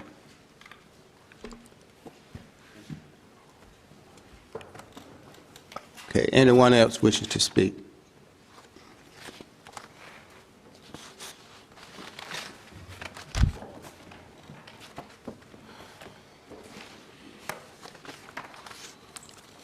Good morning. Yes, good morning to all of y'all. Thank you for letting us be here and speak. My name is Sydney Chapel Green. I own 3677 Taylor Store Road. My concern with this is, number one, we have a dump down the road from our road, the trash dump, which we have to pick up trash 24/7 if you want to keep your yards clean. Okay, we were told trash would be picked up. It's not picked up. Number two, we have a chicken house across the street that smells like you don't know what every night, every evening. You can't stand to even go by in your car. Now you're telling me you're going to put a solar farm or vote on it behind my house. What's going to be next? The other two things haven't been taken care of, so how do I expect for this to be taken care of properly? I'm not saying, I would love to not have it. I'm not saying I'm totally against it, but if it's not going to be taken care of anymore, then the trash and the chicken smell, then I really don't want it anywhere near me. Thank you. Thank you. Anyone else wishes to speak at the public hearing? Shane Jones, 5803 Cary Lee Road. So I had a lot of concerns about the environment. I just received this last packet through mail. I hadn't previously received one. I just want you guys to think about if you had to pass this every day, if you walked out your front door and you saw this, Mr. Davis out there in 43, would you want to walk out of your driveway, cutting grass, and see the solar farm right across the road? The vegetation buffer, should it be planted before? Mr. Howell said earlier, eyesore about the airport. I think that's what we're going to end up dealing with, an eyesore. We moved to the country to be in the country. There's history of these solar panels just being left. And what benefit does it bring to the community? I understand the farmers trying to keep their land, and it's a good resource for them for income and to keep in the family, to be able to pay the taxes. Because, you stated earlier, a farm's only bringing $151 an acre to rent out. I've seen cases where people were paying $21,000 an acre per month for the solar farms. So they got the potential to be millionaires, but what does it bring to the rest of us? What do we get out of it? That being said, thank you. Thank you. Anyone else wishing to speak during our public hearing?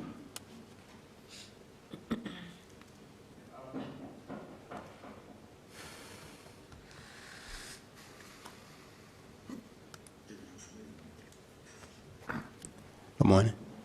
Yep, good morning. My name is Scott Tyson. I'm participating in this. I'm a rural landowner, and a retired farmer, and my concern is that the county commission needs to be thinking about how to make it possible for rural landowners to make income off of their land, because this is, you know, you're talking about you have to pay these taxes and everything keeps going up, and it's like timber or something, and you got to wait 35 years to get some money out of it, and you got to pay tax all this time, and when you adjust for inflation, it's like 1%.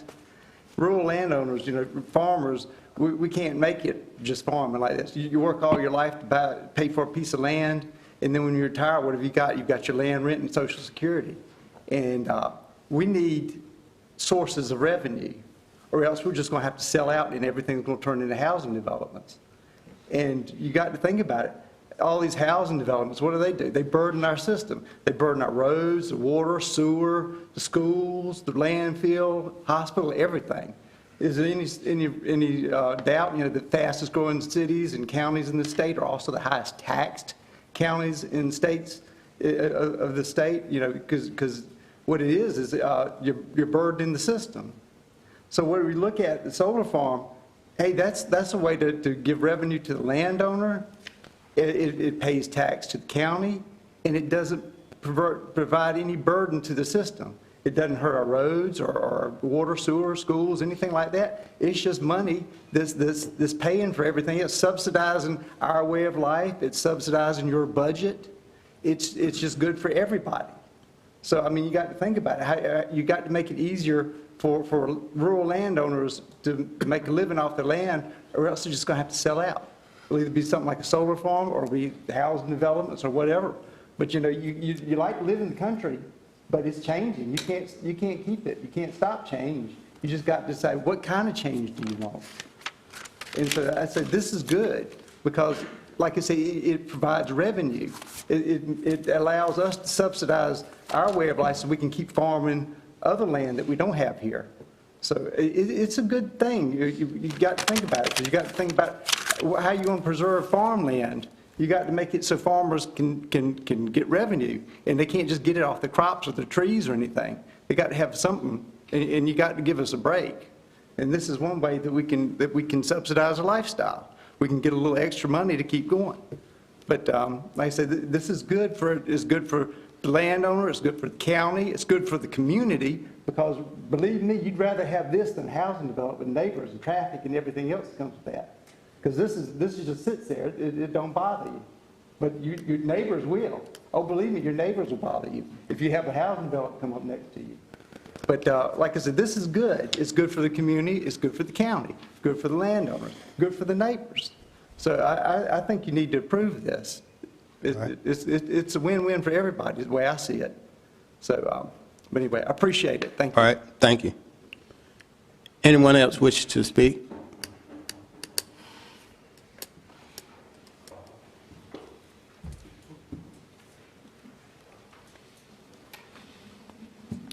Good morning. Good morning. My name's Tommy Green, 3677 Taylor Store Road.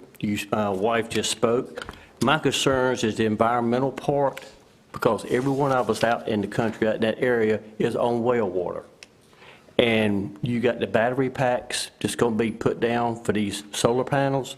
How do we know that if something was to happen, that if you had seepage into earth, that it's not going to get in our well water? And how's it going to affect the wildlife? And as she said, when I look out my kitchen window, I'm going to be looking nothing at solar panels. And we have met with the solar people a couple times when they've met in this area and questioned what type batteries you're going to be using, what type panels you're going to be using, and as at this time, they do not know what they're going to use. So how do we know what they're going to use is going to be safe? But my main concern is the environmental part of my drinking water for well water. Am I going to be drinking something down the line that's going to be dangerous to me? And property value, I don't know how it would affect that, but when you got something that close to your house, say if about what we wanted to move and we wanted to sell a house, is it going to affect my property value of what I could get out of it? If I have to take a loss, who's going to cover that loss? Is it going to be the solar people or what? Thank you. All right, thank you.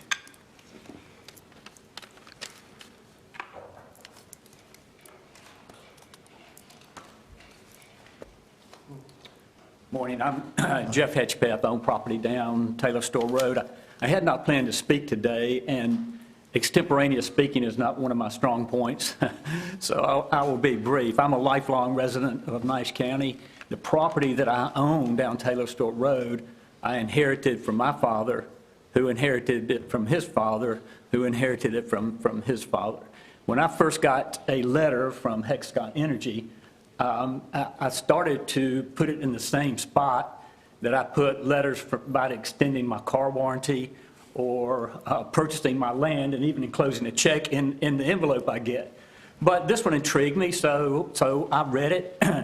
And then I proceeded to vet Hexagon Energy. I talked to a lot of people, researched that company, and after becoming convinced, and I spoke, of course, with some of the people that are employed by Hexagon Energy, I became convinced that it was legitimate, and so I started to pursue their proposal. And I can tell you, I'm skeptical of things like this because whatever decision I made about the property, I'm not going to live with.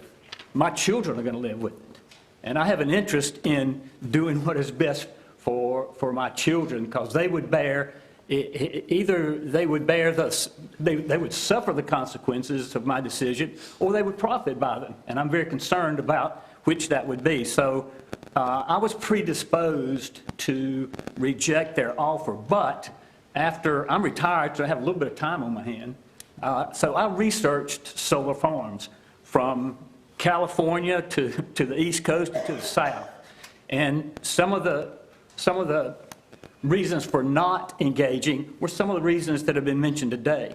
But from my personal experience and in looking at these things, and I would urge you, if you haven't done so already, and I don't know Mr. Tyson, but Adam, but it seems that he's done a pretty good job in vetting solar farms and their benefit to a community, and my research indicated the same thing. So when you weigh the pros and cons, and you can find pros and cons for any topic you want to think about today, but the pros far outweigh any of the concerns, and we've heard today that Hexagon Energy has sought to address any of the concerns that landowners had. So, you know, when I look at that, you know, I'm left with the question of why would we not do it when you balance those two things? And so I would urge commissioners to move forward in approving the project. Thank you. Thank you. Anyone else wishing to speak during the public hearing? One more thing to add to what they're saying. So these are your landowners that are saying this, but yes, they're benefiting from it. It's the community surrounding that is not benefiting from it. We're the ones that are going to have to live with it with no benefits. I understand the landowners, yeah, of course they're for it because they're getting paid for it. But what about the landowners? Like this gentleman said, what about our property value? Is our property value going to go down? If it's in my backyard, who's going to want to buy my house when I put it on the market for sale with a solar farm? It's right there in the backyard. All right. Thank you. So. Anyone else wish to speak during the public hearing?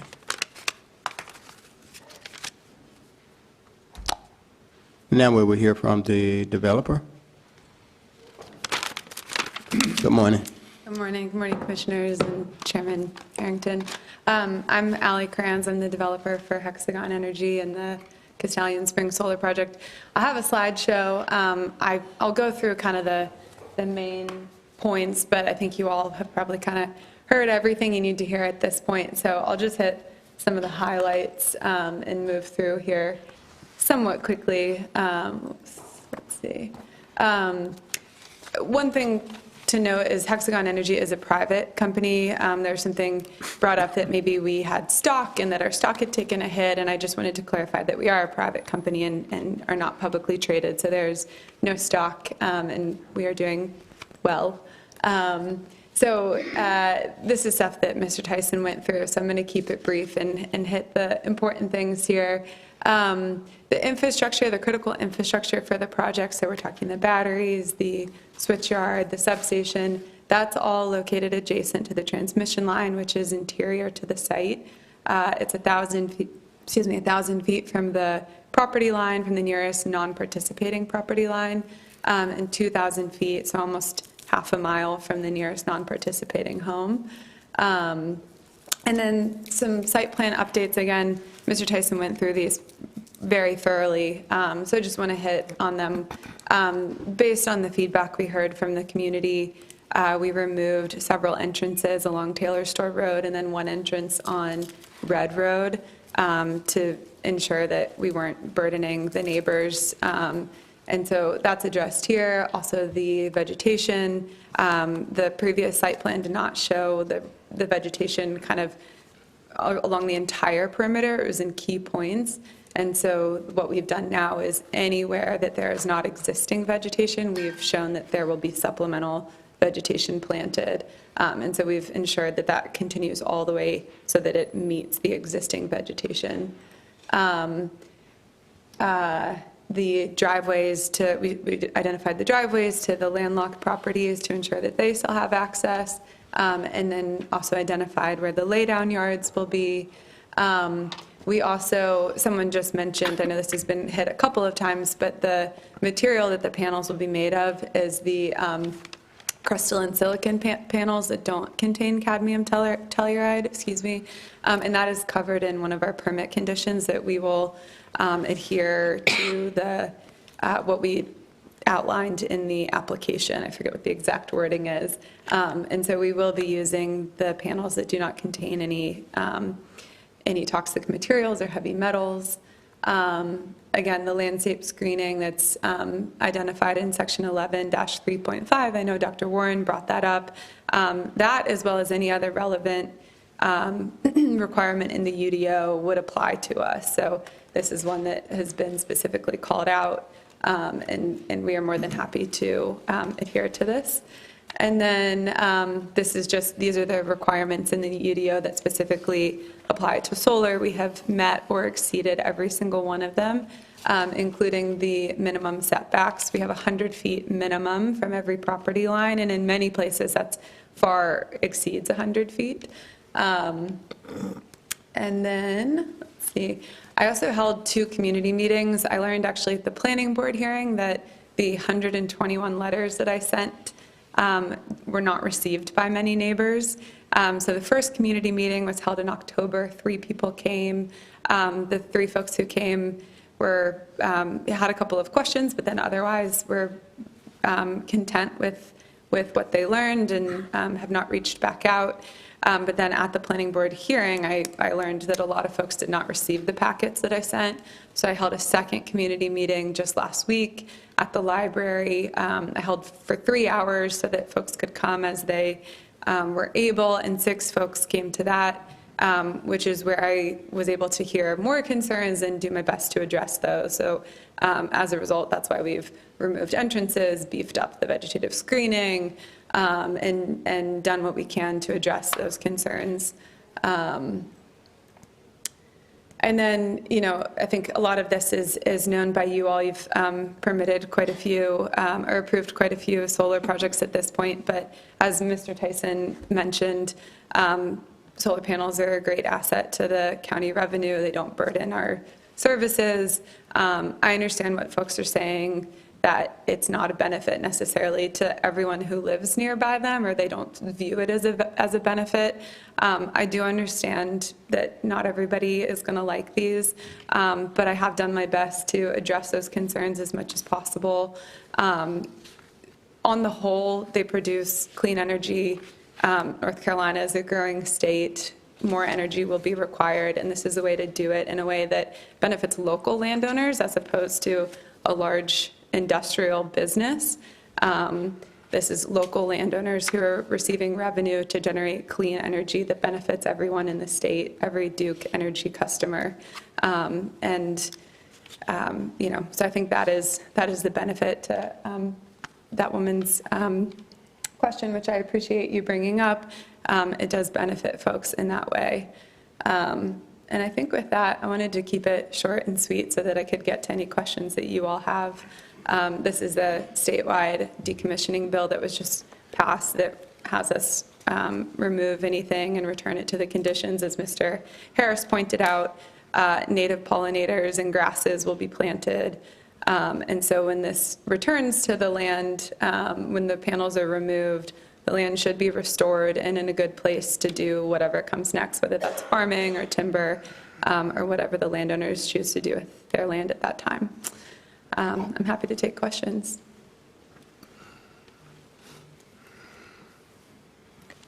Mr. Chairman? Yes. How long will it take to construct this project? Yeah, in the application, we said 12 to 18 months. That's the typical timeline for these types of projects. And during the construction phase, will you be doing construction 7 days a week, or is it Monday through Friday? In the application, we outlined Monday through Saturday, but that's sort of our boilerplate language. And the hours of construction? I believe it's 7 to 7 or 7 to 5. Yeah. And I don't know, this is, I guess, a question for Adam, our attorney.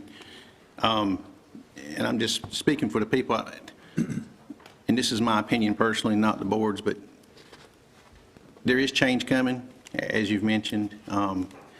This isn't benefiting all the citizens directly that live around it, but it is benefiting the landowners around it. And if those landowners turn around and sold that property and put houses on it, it would still benefit those landowners.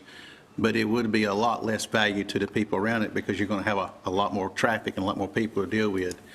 My concern for you, by having one of these near your home, personally already, is the construction phase. And that's why I'm asking these questions. And I don't know if you'd be willing or if we can stipulate this or not, but if you could hold off on the construction phase till 9 o'clock in the morning and stop at 5, I think you'd make these neighbors a lot happier if this passes, because that machine, Bobcat, with the driver on it, starting at 7 o'clock in the morning, pound, pound, pound, pound, pound, for 18 months, will drive you crazy, because I've been through it.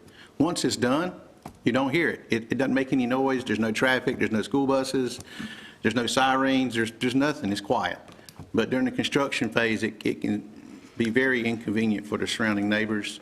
And if we would do the courtesy of at least allowing them to sleep till 9 o'clock, most of them are gone probably. There may be some retired, but most of them are gone during the day. And if this passes, then if we could do that, I think that would really benefit them during the construction phase to make it a lot more bearable. And I can speak from personal experience. Once it's done, it doesn't make any noise, it doesn't make any sound. But that's just my concern, has experienced in some of these already. I guess this is appropriate, but could you speak to the recommendation for a black fence? Sure. Yeah, I'm sorry that I didn't address that. We'd be happy to add black fencing where as Dr. Warren pointed out, where we've, I think his wording was anywhere that there's a vegetative screen. I would maybe try to split the difference and say where there's a vegetative screen along roadways, or non-participating property lines, or, excuse me, residential property lines. There are some areas of the project, for instance, there's the poplar, here maybe I could just go back. A property line like this that has a timber track separating it.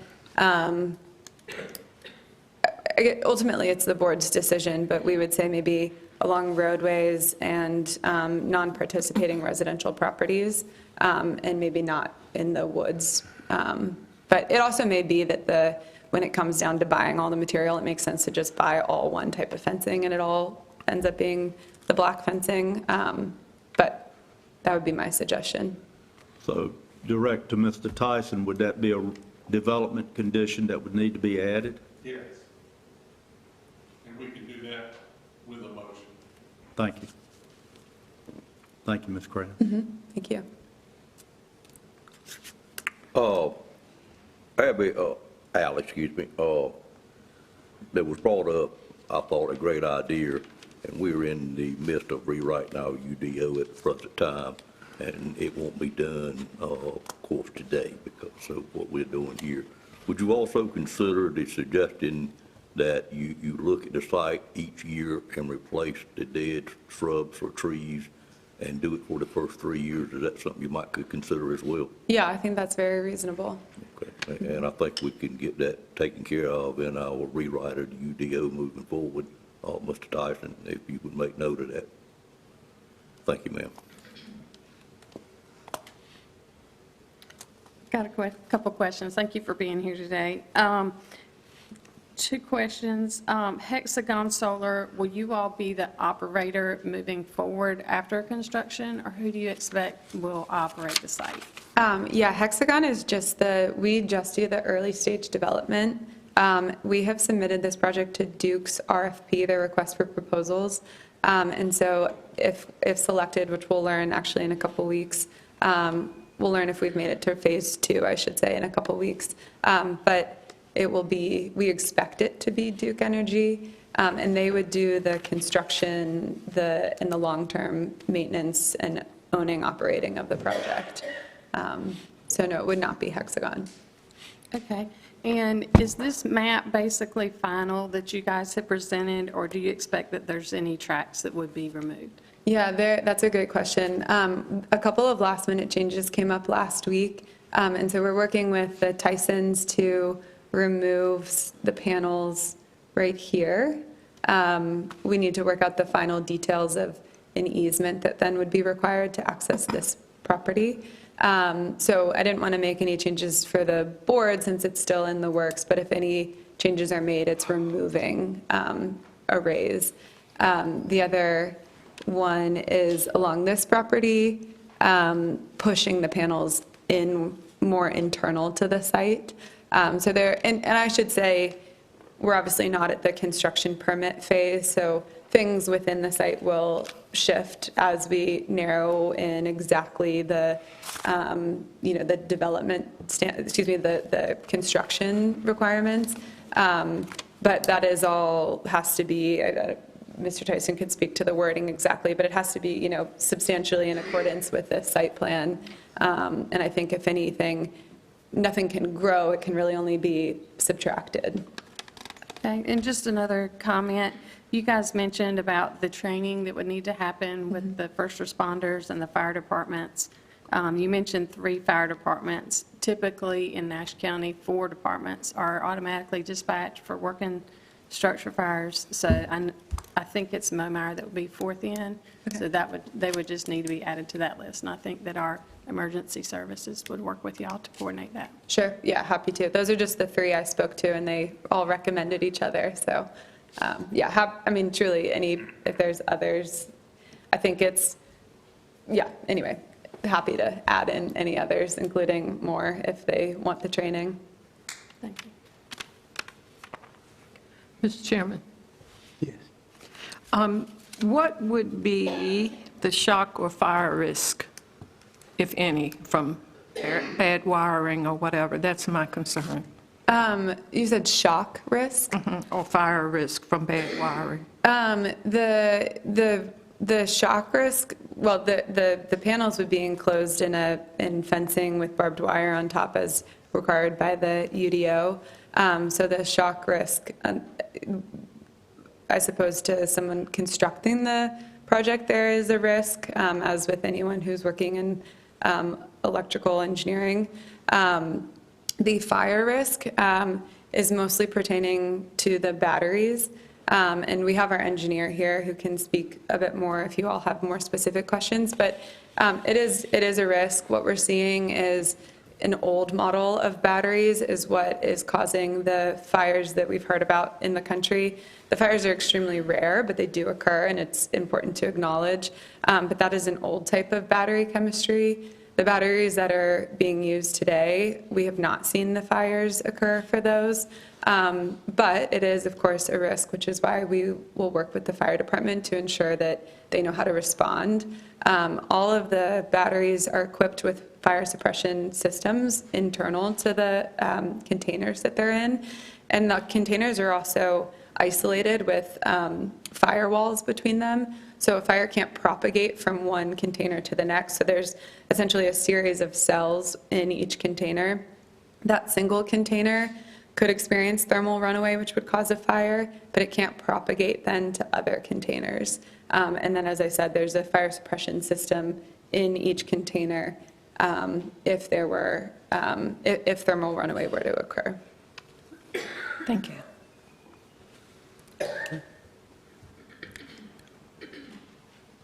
David?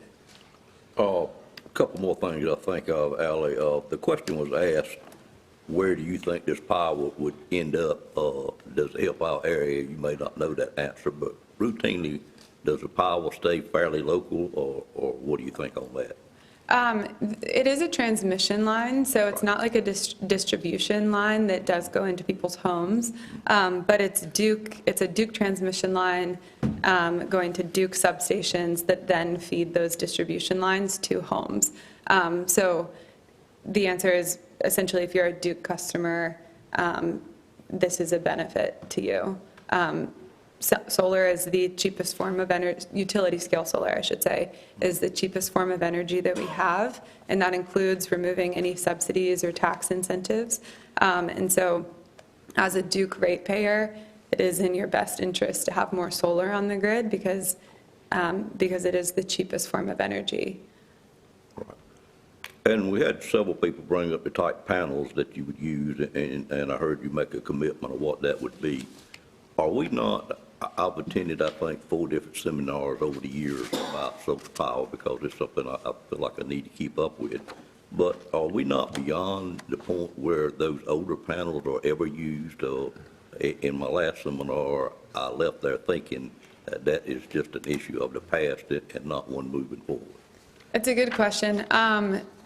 First Solar used to be the #1 provider of panels in the United States. They're the ones who use the cadmium telluride panels. The answer is more or less we've moved beyond that, but First Solar is still developing panels, and so without a condition like we have, there's a world in which those panels could still be bought. But I think more and more we're seeing that those are phased out, and there's a lot of other options now. Right, okay, thank you. Thank you, Mr. Chairman. Okay. Could you address the water quality issue, if you have a water testing before or after, or how that's addressed? Sure. Yeah, in the, Mr. Harris referenced an NC State study that was conducted where they actually took, and these are actually old, outdated panels, the NC State study, so they would be the older generation. They took the panels, they pulverized them into dust. It's primarily glass, but then there's the silicon wafers and some other material.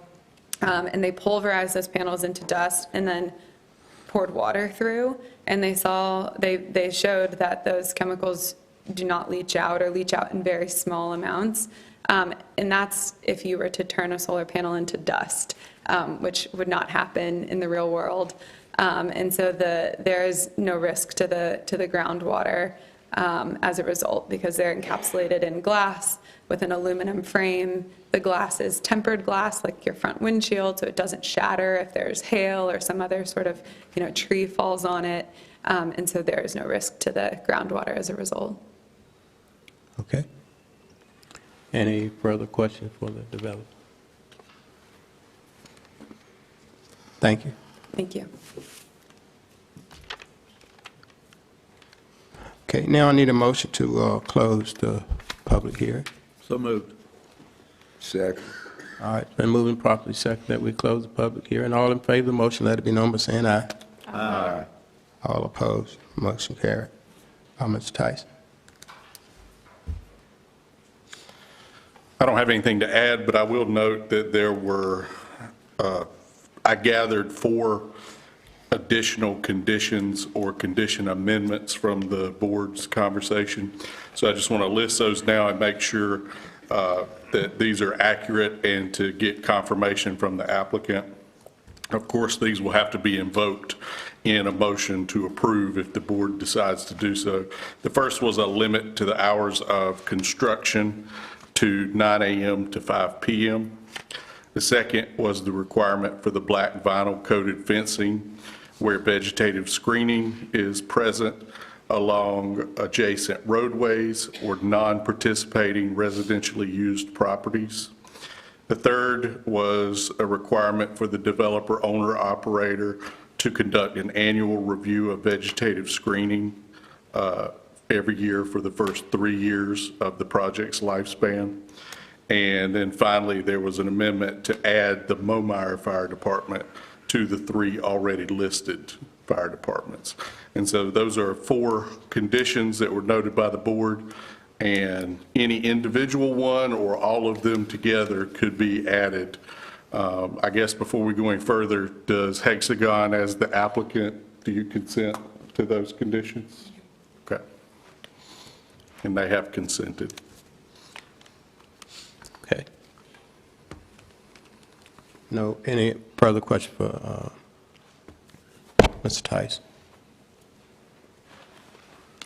All right, hearing none, I'll make a motion that we approve the rezoning. I move that the Nash County Board of Commissioners adopt the statement of plan consistency and reasonableness and approve the conditions of rezoning request CZ 251101 to rezone the Pacific property to A1CZ for the development of the Castalia Spring Solar Farm facility and battery energy storage system, subject to the following recommended development conditions that are listed in our package, and also the ones that Mr. Tyson just mentioned.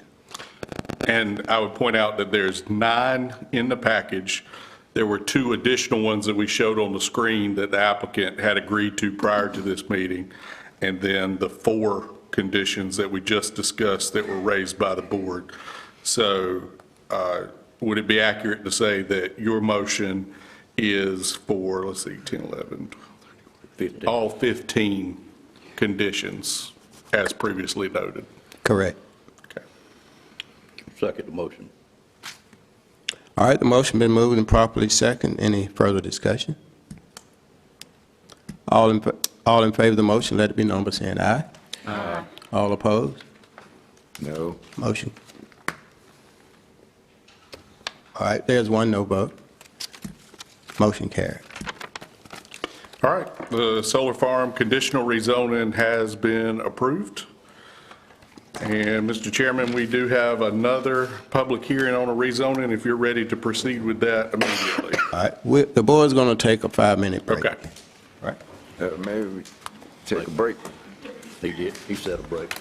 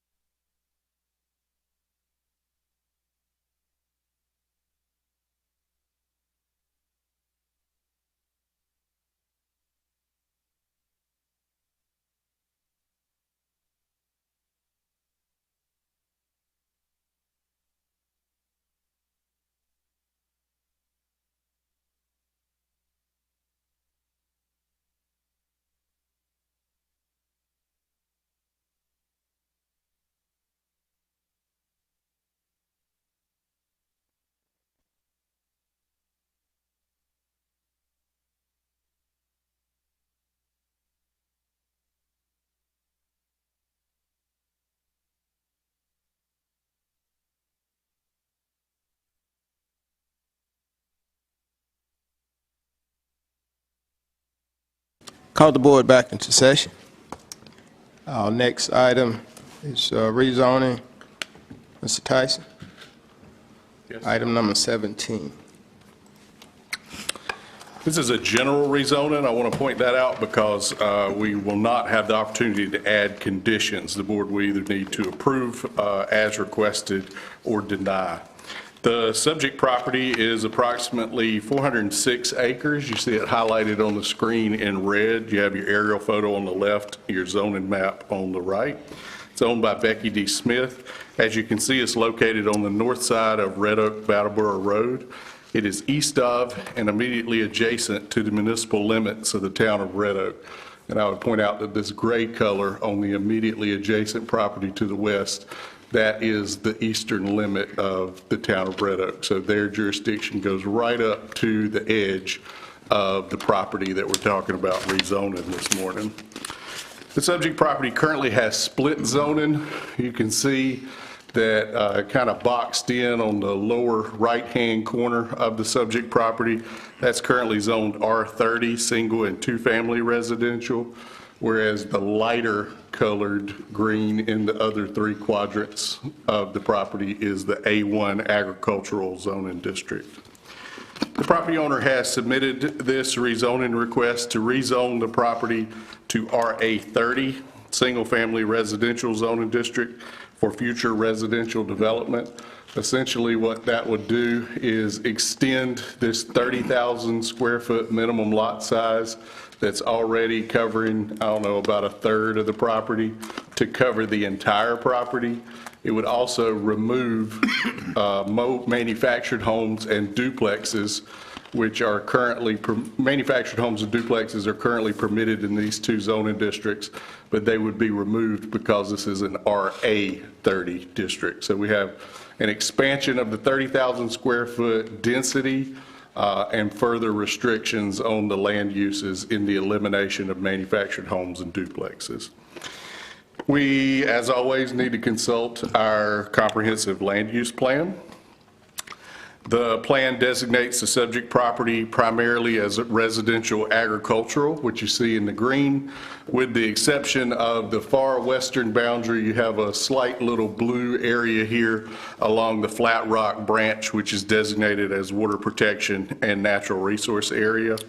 This request would be consistent with the recommendations of the plan because, as we've discussed many times, the plan recommends a minimum allowable residential lot size of 30,000 square feet in this green residential agricultural area. And certainly the request is for RA30 for minimum lot sizes of 30,000 square feet. And the plan also specifically recommends that when we're rezoning for greater residential density in this area, that we should also prohibit the development of manufactured homes. And as I've already covered, the proposed zoning district will prohibit the development of manufactured homes.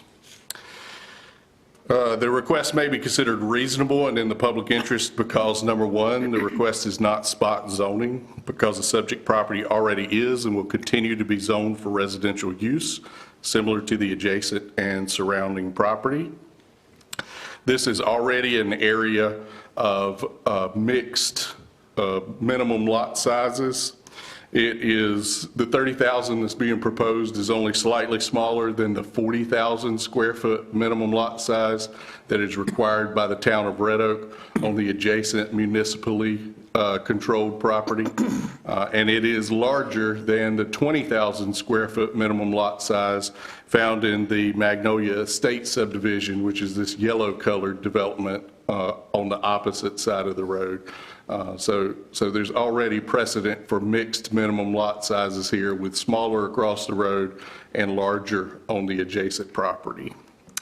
The proposed zoning district also finally is more restrictive in terms of permitted land uses because it prohibits manufactured homes and duplexes. The Technical Review Committee considered this request back on October 30th and recommended approval. The Planning Board considered the request on November 17th.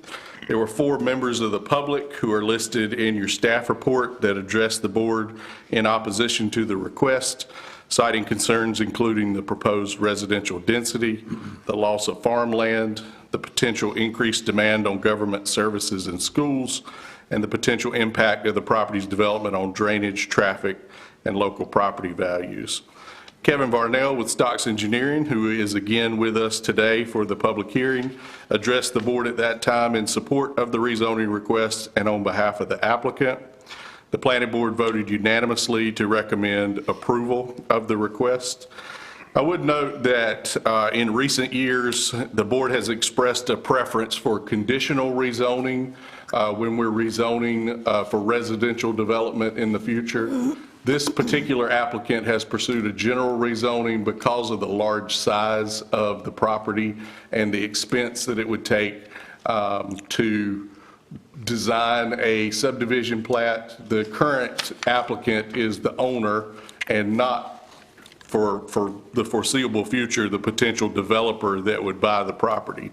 However, I did receive a question from a board member late last week about whether the approval of this general rezoning would open up the possibility of shared driveways down here along Red Oak Brattleboro Road. In speaking with Kim Moore, our DOT district engineer, over the weekend, she assured me that when the road frontage of this property is developed, there will be no driveways for individual lots allowed there, single or shared. The only driveway permits that DOT is willing to issue along this frontage is for the new entrance road, and that is due to the fact that there's a curve here and the volume of traffic that's already there. And so since we don't have a plan for the entire development, but we can rest assured that according to DOT's current policies, they will not be allowing any lots to be directly accessed from Red Oak Brattleboro Road, only issuing driveway permits for the new entrance road. Your package contains suggested motions for both approval or denial of the zoning map amendment. Again, I would remind you, because of the general nature, there's not the opportunity to attach conditions. So the board will need to vote on the proposal as it is to rezone the property to RA 30. And with that, I will pause and take any questions that the board has on the request. Okay. Question from the board? Okay, hearing none. Motion to go into public hearing. So move. Second. All right, so moving properly second, we enter into a public hearing to discuss the rezoning of RZ 251101 Red Oak Brattleboro Road. Motion, all in favor, let it be known by saying aye. Aye. All right, all opposed. Motion carried. We're now in a public hearing. Anyone from the public wishes to speak on this matter?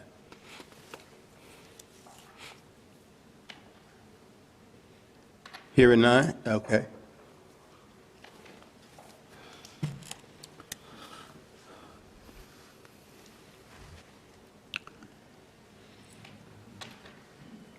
Good morning. Good morning. Well, Ashley Cooper. I live at 5842. I'm right beside it. I have a headache. I'm sorry. How many homes do they plan on putting out there? And I know he was talking about the frontage. I'm right beside that. Our property line is at an angle. Like when I had it surveyed, it goes from the back of our fence to the left side of our driveway. So we won't have a driveway when this goes down anymore. And as far as the homes that are right there at the, I guess, bump up to it, I was trying to find out, I mean, will there be fencing, or are we just going to have houses in our backyards? I don't. As far as the driveway and the homes, I guess you said there won't be a main entrance on Red Oak Brattleboro Road? There will be a main entrance. There will be? There won't, but any lots along Red Oak Brattleboro Road will have to be accessed from the new interior roads. They won't have individual driveways along. Okay, so it's just like one entrance to the whole thing? Correct.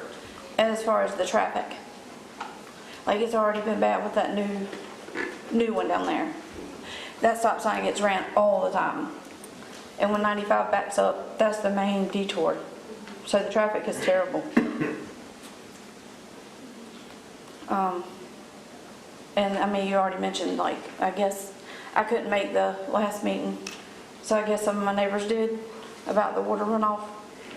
I mean, the farmers kind of keep it the whole path. We put rock down, but it does back up pretty bad. And last time they tried to fix it, our yard floods. So that's, I mean, it all goes to the back from where they do the farming and where they do the stuff. Now, we weren't sure how bad that was going to be, you know, with construction. Right.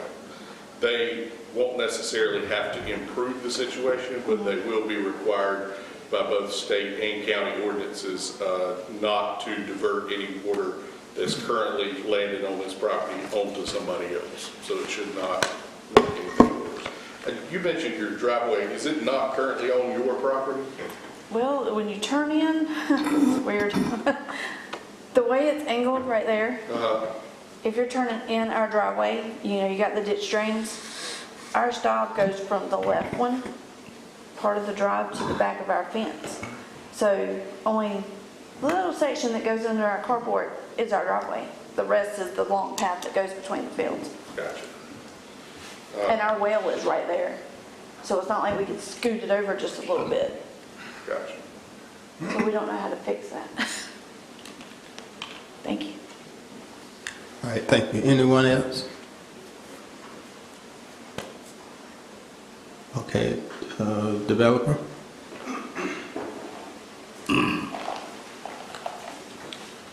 Mr. Chairman, Commissioners, Kevin Varnell with Stocks Engineering, representing the owners of the property.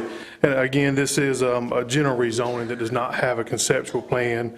The reason for that is the large size of the property and the limited restrictions that we have as far as environmental features. There really aren't any on the property. The soils are really good for the whole 400 acres. Roughly a third, or 135 acres of the 406 are already zoned for R30. And not knowing the end user gives them a lot of opportunities for changes in the design.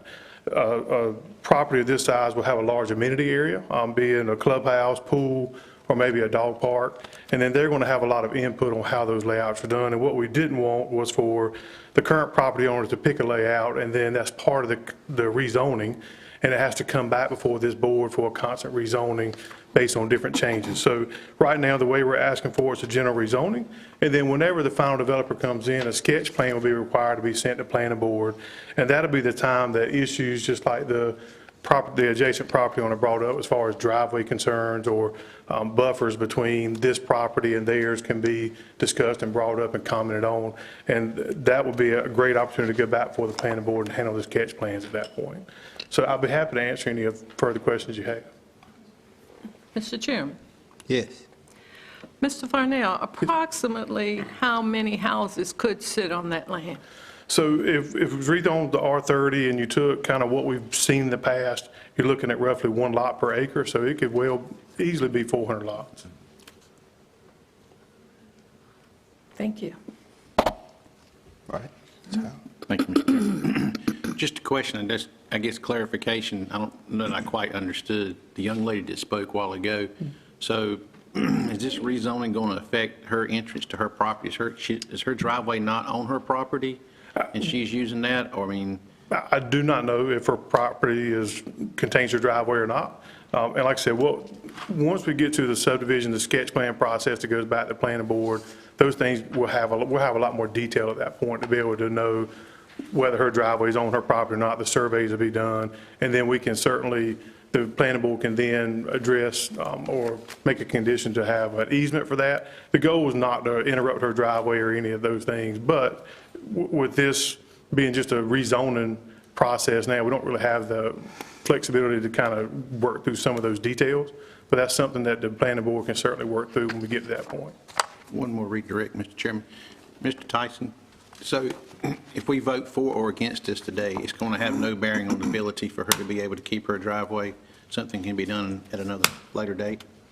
Correct. There may even be legal requirements for the future developer to preserve her driveway, particularly if she's been allowed to use it over a number of years. And I would point out that she's not a landlocked parcel either, so if worse came to worse, she does have road frontage where she could move a driveway tile over. But didn't I just understand this, is this a different spot where there would be no more driveways allowed? So I just want to put her in a position where she wouldn't have the ability to put a driveway in. I think DOT would make I'm sure DOT will work with her. They have no interest in keeping somebody who currently has a driveway from continuing to have a driveway. Thank you for the clarification. Any further questions? All right, thank you. Thank you. Brennan. Okay, can I get a motion to close the public hearing? So moved. Is there a second? Second. Been moved and properly second, we close the public hearing. All in favor of the motion, let it be known by saying aye. Aye. All opposed, motion carried. Mr. Tyson. I have nothing to add, but I'm certainly available to answer any questions the board has as you move into the deliberation and decision on this item. Mr. Chairman. Yes. One question for Mr. Tyson. Could you give us briefly the steps that would take place once this parcel is sold and brought back to this board for further action? So it wouldn't necessarily be brought back to this. Let's say that the board approves the rezoning today and the property becomes zoned RA30. Then the property is sold. A prospective developer would hire a land surveyor or an engineering firm to draw up a subdivision sketch plan for the property. And that sketch plan would be brought before the planning board. And the planning board's decision there is not legislative like today's rezoning, it's administrative, meaning that their job at that point will be to make sure that the proposed sketch plan meets all the ordinance requirements for a subdivision in an RA30 zoning district. So it won't be a public hearing process on that design, but both the TRC and the planning board will take that design and compare it to the ordinance and make sure that it's compliant with every one of those requirements in the UDO. And the planning board would approve it at a planning board meeting. So if I understood your answer, which is what I thought the case was, this subdivision could happen with 400 lots or homes on it, and this board not see it again. That's correct. But to your point, the property could be developed for, maybe 350 homes without the rezoning, again, without having to come before the board under the zoning districts that are already in place. So that's true whether you rezone it or not. And really what is at question today is the density increase for the north and western 3/4 of the property that isn't already zoned R30. Just because I forget things, would you add it to our list of our other UDO committee to review that particular item in the future? Okay, and that is the administrative approval nature for subdivisions that don't require rezoning or for property that's already been rezoned? Just for discussion to decide if there is a size subdivision that the Board of Commissioners may wish to be involved in. Okay. Thank you, Mr. Chairman. All right, any other questions? Would this property have access to county water? I believe the answer is yes. Yes. All right. Any further questions from Mr. Tyson? Okay, hearing none, the floor is open for motion. Mr. Chairman. All right. I would like to make a motion to approve the zoning map amendment. I move that the Nash County Board of Commissioners adopt the statement of plan consistency and reasonableness below and approve the general rezoning request, C 251101, to rezone the property to RA 30 single family. And in my motion, it would include the two items under statement of plan consistency and reasonableness as listed in on our agenda. All right. I second that motion. You've heard the motion. Any further discussion on the motion? One thing, Mr. Chairman. Yes. Just as Commissioner Davis just mentioned a while ago about the UDO steering committee, when's the next steering committee? Is it the 28th of January, is that correct? I believe that's correct, January 4 to 28th 6. at 4 o'clock to 6 p.m., and it's in this same room. And there's another one on March the 4th as well? And those are That just sounds for the- correct. I don't have the dates in front of me. Okay, and those are just for the committee. So any citizens here that are interested in learning about some of these changes that are going on, feel free to attend these meetings. I don't believe there's a process in that point for public comment, but you'll be able to come and listen and understand what's going on. And then I believe we have some open inputs for them in April and May. Correct. For them to be able to give feedback and suggestions as well, because Commissioner Davis brought up a good point. There's a lot of things we need to look at because we are a growing county, and these are some of the things where you can voice your concerns before it gets to a point to where laws or ordinances are made to where we have to follow those. Thank you, sir. Any further discussion on the motion? Okay, all in favor of the motion, let it be known by saying aye. Aye. All opposed? Motion carried. Thank you. Okay, we will go to item number 18, monthly tax report. Ms. Shamika Thierry. Good morning, good morning. Good morning. Good morning. In keeping with General Statute 105-350, the tax collector will be providing a monthly report showing the amount of taxes collected and efforts being made to collect taxes. This report is designed to keep the board current on activities in the tax collector's office. The report is for your information only and does not require approval. It is recommended that you accept the report so that it will be noted in the minutes. Okay.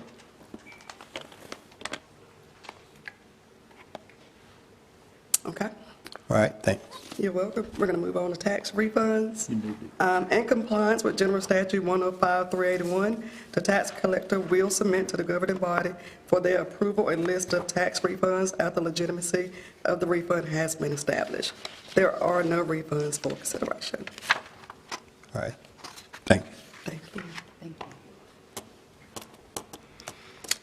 Okay, we will go to item number 20, Northern Nash Water System Phase 2, Contract 2 Change Order. Mike Phillips. Good morning. Good morning. Morning. Barely. So attached, you should find change order number 2 for the Northern Nash Water System Improvements Phase 2 Contract 2 project. Our contractor, which is Busco Contractors, has identified some field conditions along Green Hills Road which require an extension of an originally planned horizontal directional drill. And the entry point of this drill location must be extended by approximately 100 linear feet to allow for better alignment along the shoulder of the road. Moving this entry point to the new location provides flatter ground that's much better for staging equipment and completing the bore. Costs associated with this change order with the additional 100 linear feet of directional drilling is $25,700 with no extension in the contract time. And the additional costs will be paid for out of contingency. Now, the increase is partially offset by the corresponding reduction in the open trench pipe installation with the same segment, resulting in a credit of $3,050. So basically, where we'll be boring, we won't have to open cut and install a main in that section. So that's what the credit is. And if you have any questions, I can answer now. All right, any questions? Mr. Chairman? Yeah. I'm just curious, I did ride by and look at this. Do you feel like this probably should have been caught in the design phase, which means we would have paid for it anyway? I understand that, but it just looked like to me the designers should have caught that at that point in time. Yeah, I know they've looked at it since it came up, and they agreed with it. We didn't have a discussion whether or not they should have caught it beforehand. I know they send surveyors out. Yeah. Of course, I don't know the surveyors or how operationally they're thinking once they get there, but it is a fairly steep shoulder right at that location, so I think they're going to have to come back on the other side of the driveway there to get flat. Well, granted, we would be paying for it in the cost of contract if it had been, and I understand that. Yeah, I did ask the question. The bores or the drills are lump sum price, basically, is how they bid them. And this particular one come in at about $305 a linear foot, so the change order is $257, so it is a little bit better price than what we were paying. Correct. Ahead of time. I noticed that. Thank you, Mr. Chairman.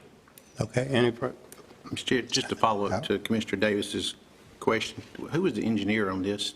The Wooten Company. Wooten Company. Thank you, sir. All right. Any further discussion? Hearing none, is there a motion to accept the change order? So moved. Is there a second? Second. It's been moved and properly second. Any further discussion? All in favor of the motion, let it be known by saying aye. Aye. All opposed? Motion carried. All right, I have one more change order. This is change order 1 for the Nash County Courthouse renovation. Part of the renovation project includes removing the exterior brick from the 1986 edition. And if you happen to be looking at it from the front, this is kind of that area between the older portion where the front doors used to be of the courthouse and the newer 2018 edition. As Kevin Davenport was removing the exterior brick, they discovered that the existing parapet wall on the roof level was not structurally anchored or fastened to the frame of the building correctly. And this change order addresses removal and/or demolition of that parapet wall, as well as installation of a new parapet wall with reinforcement along the entire perimeter of that section of roof. Additional work has a cost of $53,837.85 and adds about 10 days to the additional onto the contract. You've already approved a contingency of $284,370 back in August, and this change order will be paid for out of those funds. We recommend commissioners approve the attached change order and allow the county manager to execute the same. Any questions? Is that inside wall or outside wall? It's the outside wall. I wonder why it wasn't done in the first place. I don't know that I can answer that. It was in 1986.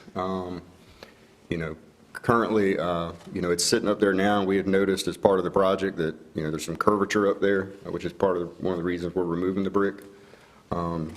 I did ask the contractor if they had any ideas, and they didn't know, why it was installed the way it was when it was. Why we want to do that now? I think, number one, the wall has moved now. That parapet wall has moved because it was not anchored in properly before. So right now, we're removing that exterior brick and we're replacing the roof, so now's the time to fix it.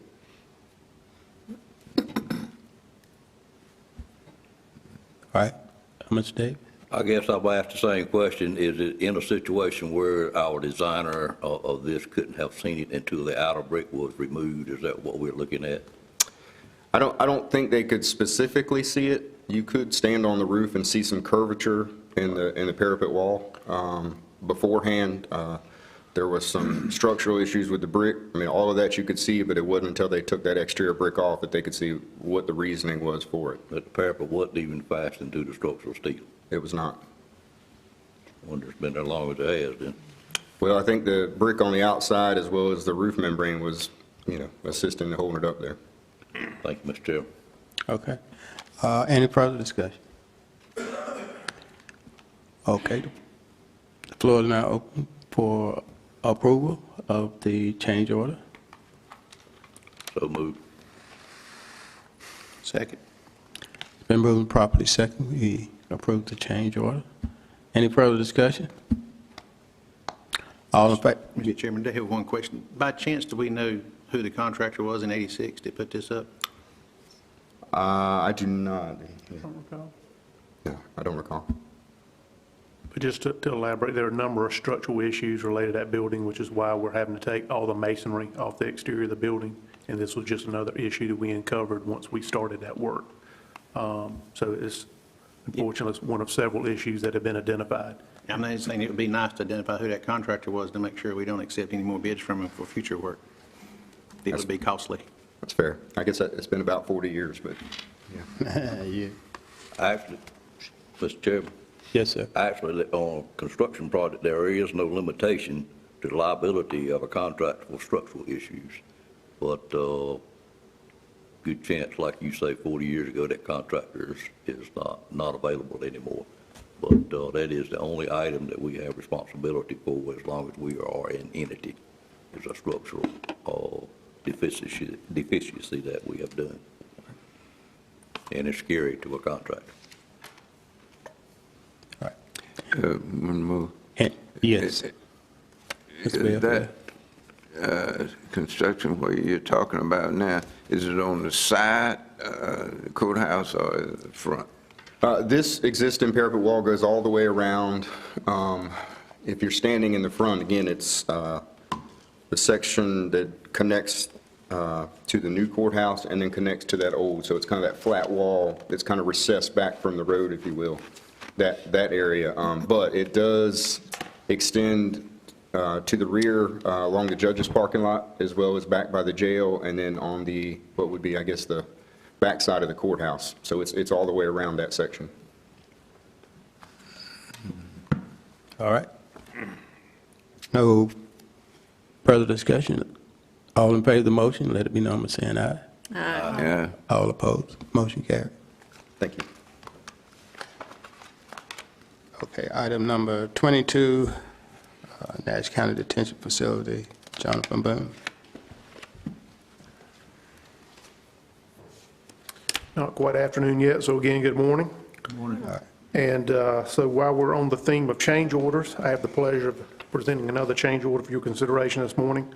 As you're aware, Nash County has been working on the completion of Phase 1 of the renovations at Nash County Detention Facility. Last time I stood in front of you with the change order on this particular project was back in March of this year. I'm here today to present change order 17 for the project, and hopefully this will be the next to the last change order. The next change order, I hope, will be the final amending change order, which is where we will officially put Phase 1 of this project to rest. But the change order I have for you today is related to items of work that were required in Area B of the project, which is effectively the new intake and booking area for the facility, and also the replacement of 2 of the rooftop units and associated smoke evacuation equipment in dorms 4 and 5 at the jail. This change order results in the addition or amendment to the contract in the amount of $377,213.81. And again, that's $284,681.87 for the renovations in Area B, which also was related to smoke evacuation equipment, and that was identified during our inspection with the North Carolina Division of Health and Safety Regulation System. They are over jail facilities throughout North Carolina. The $97,123.60 is related to replacement of rooftop units and associated equipment for dorms 4 and 5. And then we had a minor revision for a allowance that was in the contract for some signing in the jail. If approved, this will result in a amended contract sum of $19,369,317, excuse me, let me try it again. $19,369,317.43. So at this point, I'll be glad to answer any questions that you may have. Any questions from the board? Commissioner Davis. You mentioned one more change order. Have we got items identified already we know are coming, and what kind of price tag you think we're looking at? We do not know of any additional items at this time. Hopefully the work on for dorms 4 and 5 will be complete in the coming week, and we will have a final inspection from DHSR, and then I'll bring the final amending change order to adjust all the quantities on the project. So we do not have any additional items at this time, but we weren't expecting a couple of these items either, so I wouldn't rule it out, but I'm hopeful that this will be the last one that will add cost to the project. Thank you, Mr. Chairman. Okay. Mr. Chairman. Jonathan, you mind, so as of today, what's the capacity of the jail without this phase complete? Are you aware how many? Well, so the completion of this phase, dorms 4 and 5 basically had to be taken offline because they were isolated from the jail by the renovation. So once this is complete, this will add 36 beds that were previously available in the facility back to the jail for use by the sheriff's office. So this is not adding new beds at this point of the project. This is basically restoring 36 beds to the jail by the completion of this work. But the life safety systems had to be in place, completed, approved by the state before we could repopulate dorms 4 and 5. So, because if I understand, it's somewhere around 285, and I may be off, but I think it's ballpark, 284, 285 today, and we're going to add 36. It's going to put us a little over 300. like 315 or so. Yes, sir. Because I know we're currently running, as of this morning, the notice we got received from the sheriff's department was we got 30 inmates housed outside of our facility. So this will be able to put those inmates back in the facility. Correct. This is to why keep we're pushing as hard as we expense down. can to get this Yeah. work done so we can get those beds back. Okay. Thank you. No problem. Okay. Any further discussion? There a motion to approve the change order? Second. All right, so moving properly second, we accept the change order. Any further discussion? All in favor of the motion, let it be known by saying aye. Aye. All opposed? Motion carried. Thank you, sir. All right. All right, number 23, state grant for Middlesex 5 County Rail Project. Ms. Boone? Now I can say good afternoon. Next item I have for you is the county received the letter of intent to fund from the North Carolina Department of Environmental Quality late last month in conjunction with the allocation of state-directed grant funds that were set aside for the use of the town of Middlesex. If you recall, we approved the contract for the extension of the 8-inch water main to serve the proposed 5-county rail industrial park at the meeting last month, and that included an allocation by the town of Middlesex to help fund that project. And this is basically the official document that we received back from the state to allocate the $163,750 from the town of Middlesex to this project. So staff is recommending that the Board of Commissioners approve the attached resolution, authorize the county manager to sign the resolution on behalf of the county, and staff to complete the offer and acceptance document associated with this grant. Okay. Any discussion? Any questions?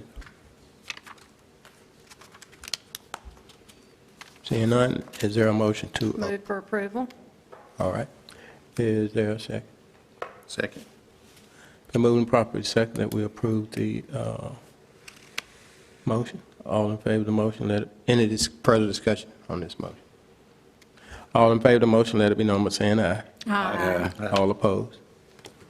Motion carried. Okay. Ms. Nikki Stanton, number 24. Good afternoon. Good afternoon. So number 24 is just the project ordinance amendment following the change order that you guys just approved for $377,214 for the detention center facility renovation project. Okay. So we need a motion to approve this? Yes, I would recommend approval. Oh, okay. Is there a motion? Move for approval. Second. And moving properly second. Any further discussion on the motion?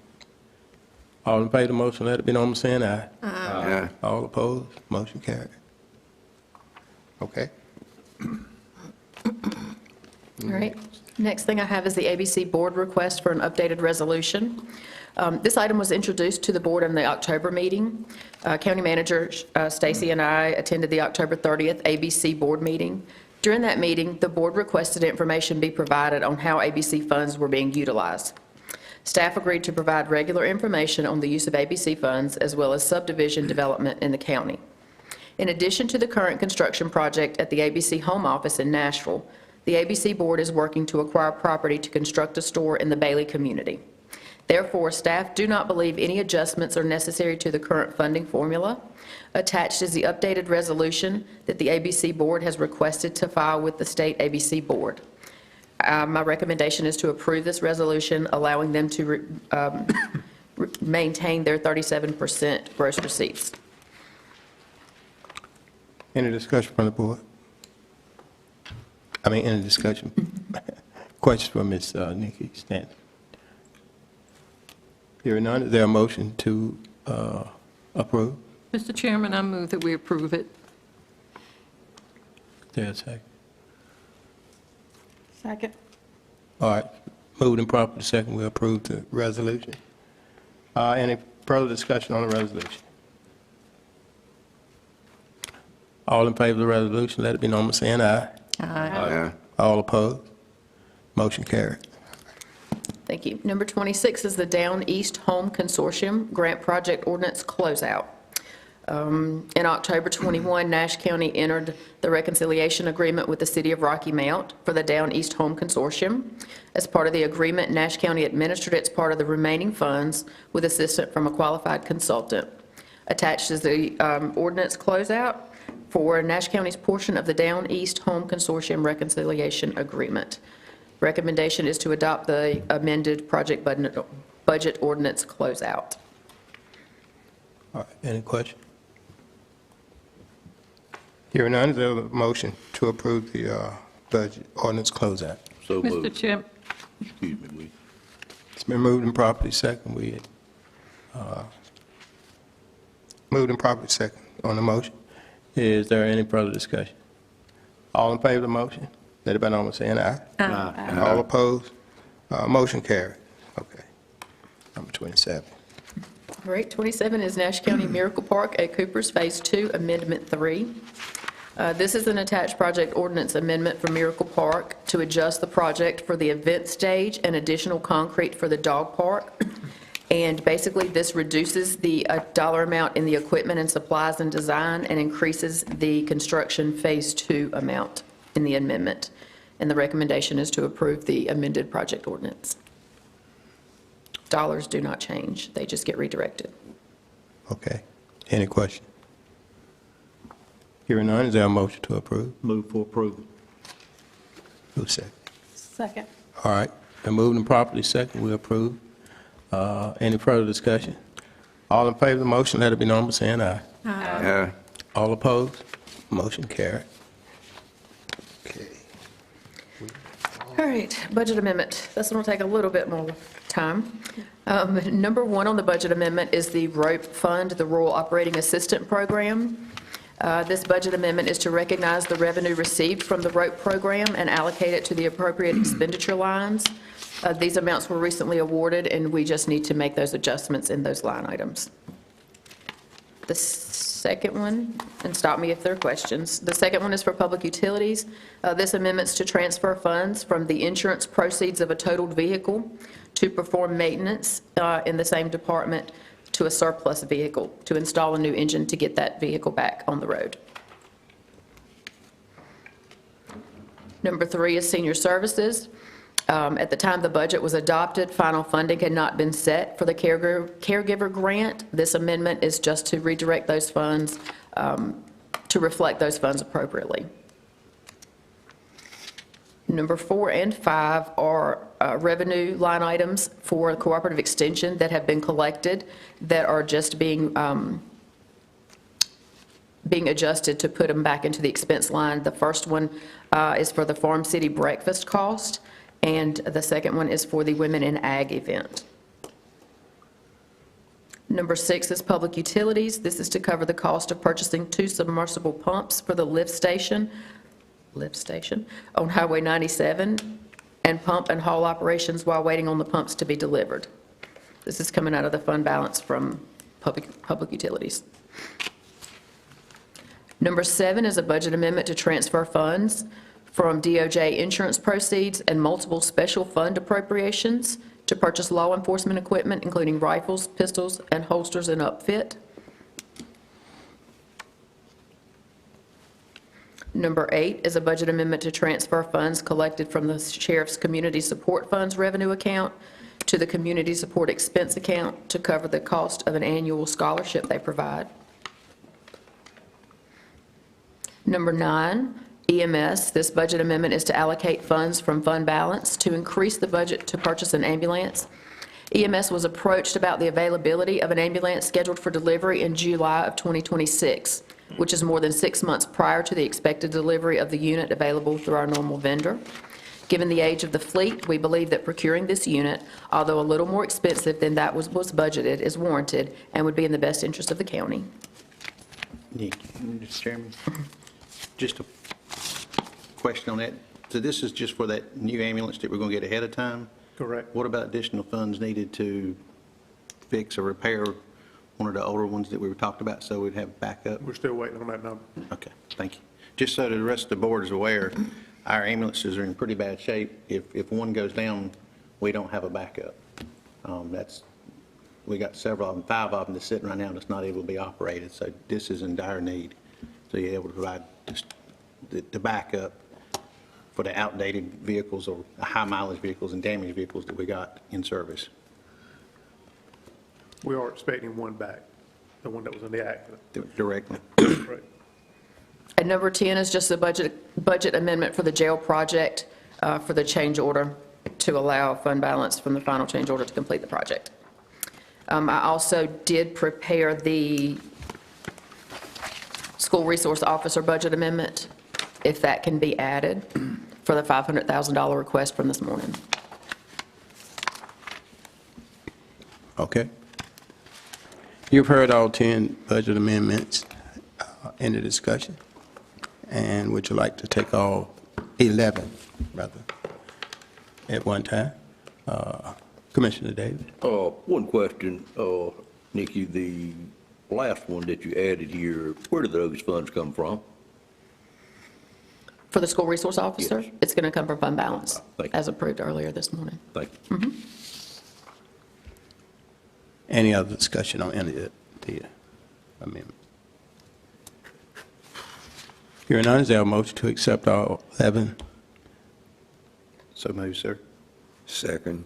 All right, it's been moving properly. Second, that we accept the amendments. All in favor of the motion, let it be known by saying aye. Aye. All opposed? Motion carried. All right, the last thing I have that was added this morning, 28A, is the amended audit contract. Because the government was shut down for 43 days, auditors did not get their OMB guidance to assist with compliance testing. That's the Office of Management and Budget Compliance Supplement Testing. Therefore, the LGC has granted a 43-day extension for all audits, pushing it out into February. In order for the audit contract to be extended, it has to be filed with the LGC by December 31st. So this is just the request to approve the amended contract extension through February for the governmental shutdown. You heard the recommendation. Any question? I know in my many years on this board, I don't think we have ever been late turning in an audit. Will we still fall in that same category by getting this extension that we're not late is what I think I'm hearing. Is that correct? That is correct. Okay, thank you. Thank you, Mr. Chairman. Okay. Any further discussion? Is there a motion to approve? Move for approval. Second. It's been moving properly. Second, we approve. Any further discussion? All in favor of the motion, let it be known by saying aye. Aye. All opposed? Motion carried. Thank you. I think we're on number 29, board appointments.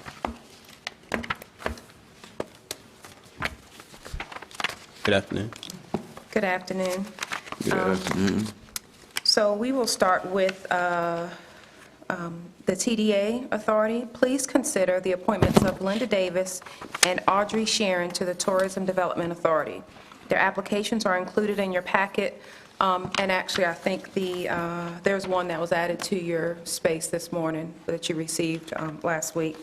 Ms. Davis serves as the manager of Smith's Pavilion in Dorchester, and Ms. Sharon is the president of Eastern Petroleum Corporation.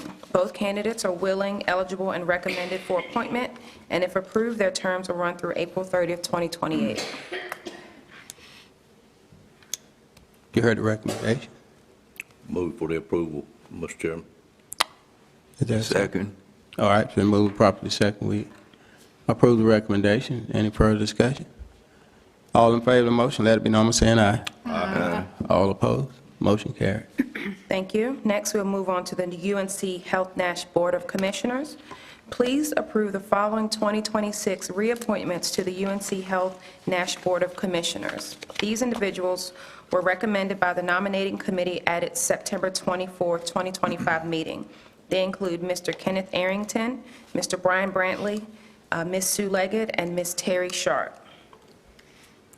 Should I continue with the new appointment? Okay. Additionally, please consider the new appointment of Mr. Bill Laney's, I'm not sure if I'm saying that correctly, as a 2026 board officer.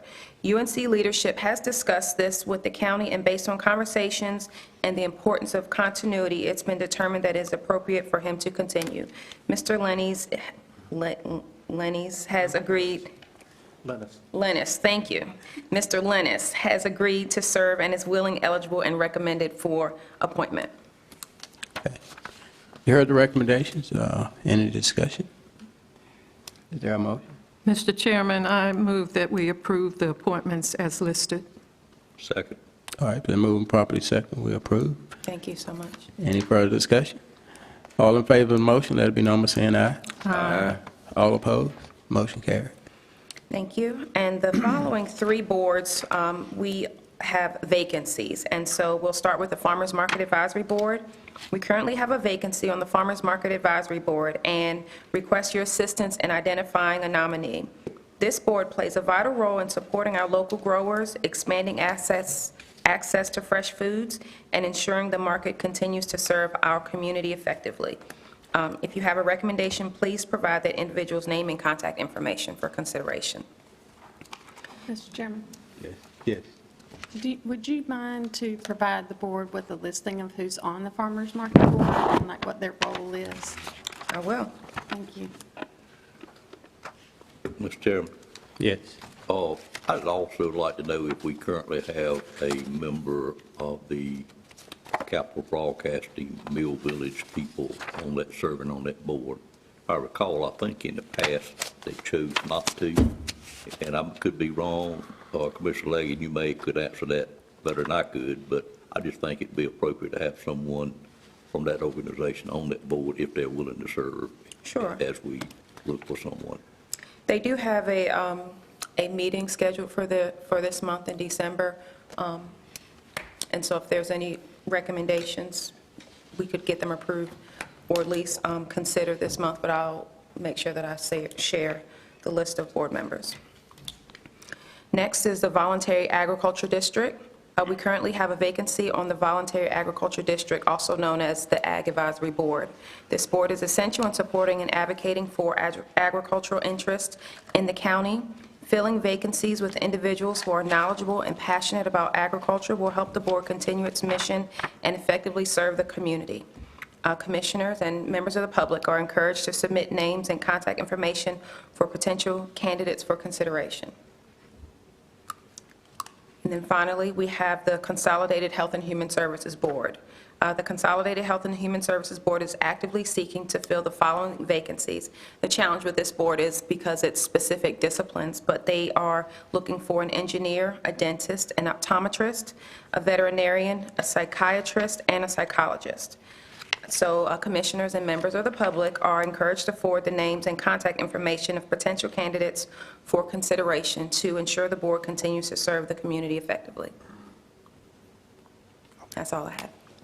Yes, sir. Question, Mr. Commissioner. Do the people that sit in these particular seats now continue to serve until we find their replacements? Some have and some have not. Okay, thank you. That's good enough. If they're willing to remain until their position is filled, they will. And they are also, many of the expired members are actively seeking their replacement. It just seems to be more challenging than. Understand.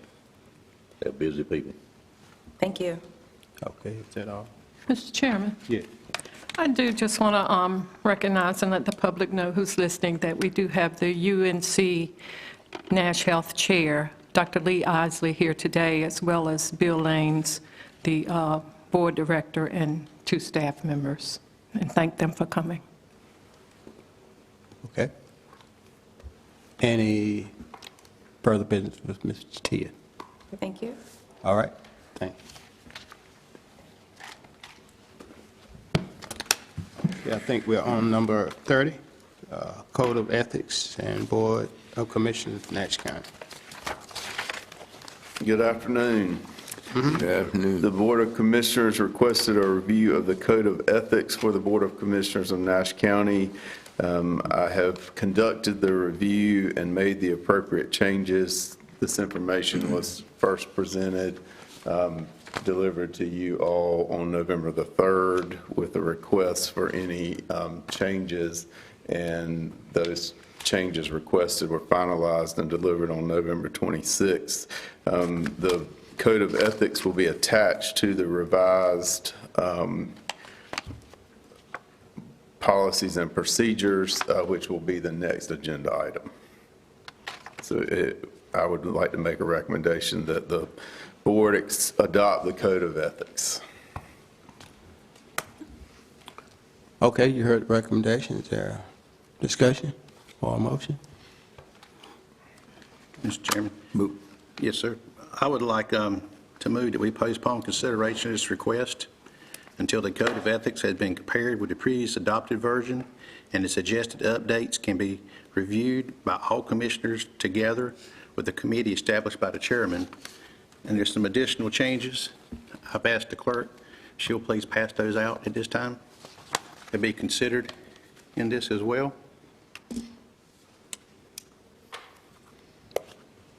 It's kind of hard to look at this when we've got a new version and an old version, but there's not a red line version that shows the additions and/or the changes or deletions.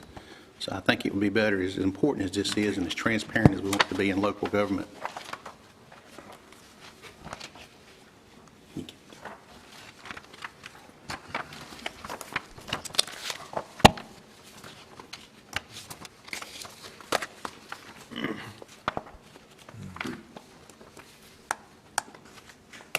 Commissioner Howell, can you explain what this is again?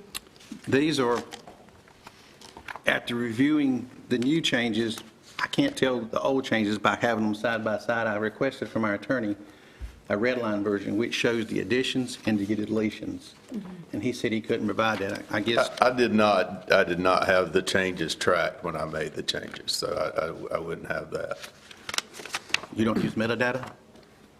I didn't have the changes tracked when I did that. Okay, because I was assuming you would use metadata, which would track and show that. And pretty standard procedure there, but nevertheless, I need a version to look at this, and I recommended my peers as well. It shows the additions and the changes that you're making besides just a proposed change. And also, I've added in the document everybody has a copy of some additional information as well, which will provide more transparency, and also financial information released by the board members as well to the public to make sure we're in line and in sync as public officials. So repeat your motion again. Mr. Chairman, I move to postpone consideration of this request until the Code of Ethics has been compared with the previous adopted version, and the suggested updates can be presented and reviewed by a committee formed by the chairman of the Board of Commissioners. Is there a second? Second the motion. Mr. Chairman? Okay, it's been moved and properly second. Motion open for discussion. Okay, Mr. Chairman, I would just like to point out that this was an inclusive process where all commissioners were given copies of the old Code of Ethics, and then the next item, Rules of Procedure, they did have access to those documents and were provided prior to this meeting a copy of the new revised Code of Ethics as well as Rules of Procedures to review for their approval. Any further discussion?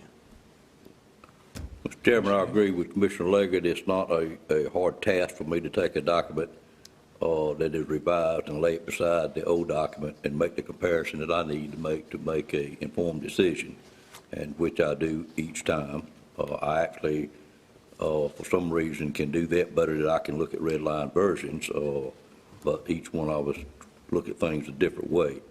And at this point, I'm certainly not interested in delaying this for whatever this year's document says, and I'm certainly not interested in adding any additional thing in the Code of Ethics. As I think I heard it said, each individual commissioner's financial statement, unless it's required by general statute. My financial statement, I'll be glad to share with anyone, but I would not want it to be a requirement to be a commissioner because we have lost many good people in the past that chose not to serve on boards because of that stipulation that is in the general statute in some cases. So I think that would be, if it indeed says that, and I'm certainly prepared to vote in favor of the motion as originally presented. Thank you, Mr. Chairman. Okay, any further discussion? Mr. Chair, thank you. One more comment. I think we just need to be clear with our attorney if there's certain expectations of work that he needs to provide, to be clear. I think that's only fair if there's a version of a document that you'd like for him to provide in the process, that's made clear. Thank you. Mr. Chair? Yes.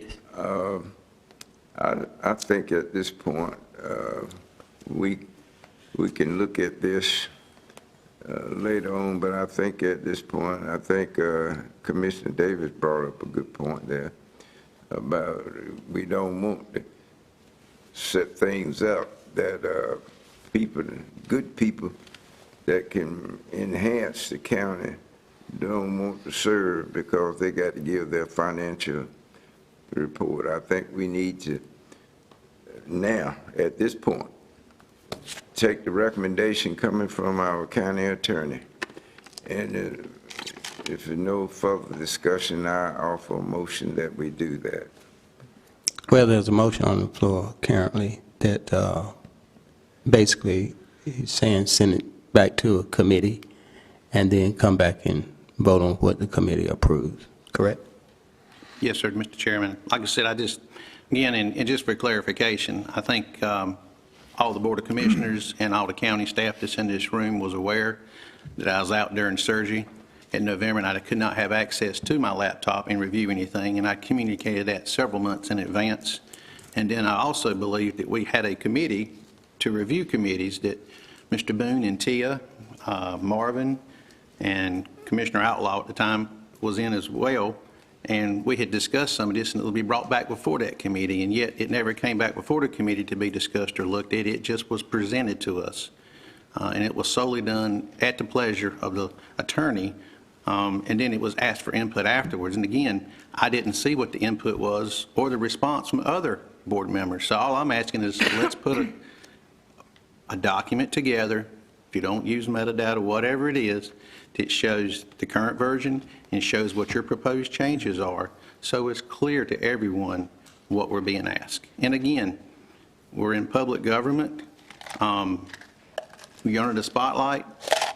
I don't know why you wouldn't want to be transparent in what we do here in our Code of Ethics, because we're entrusted in these positions and elected by the citizens of this county to represent their values and their positions. And in doing so, there's a trust factor there. So I don't see where being transparent should be at all an issue or a concern of any of my constituents here or other commissioners. Okay. Commissioner Davis. Mr. Chairman, the problem I've got with the statement made is we talk about transparency all the time, but yet it seems some members of these boards want to pick and choose what they want to be transparent about. And certainly some things have happened very recently that they were not transparent about. So if we're going to be transparent, we need to be transparent about everything and not be able to pick and choose what we're transparent about. Thank you, Mr. Chairman. Okay. All right, you understand the motion. The motion is that, the motion is to send it back to the committee. Committee make a recommendation to the board, and then we vote on it. No, that's not my motion. That's not your motion. No. There's another motion on the floor before your motion, Mr. There's already a motion on the floor. Mr. Howard made a motion. We got this vote. Okay. That basically that we send it back to committee, and the committee make a recommendation, and then the board vote on it. Is that correct? Yes, sir. All right. No further discussion on the motion. All in favor of the motion, let it be known by raise your right hand. All opposed? Okay. What we got? 4 opposed. All right. 4-3. All right, motion failed. Right. Okay. Now, I guess the motion was, all right, Mr. Belfield, you had a motion on you were trying to make. On the ethics, Yes. yeah, I offer a motion that on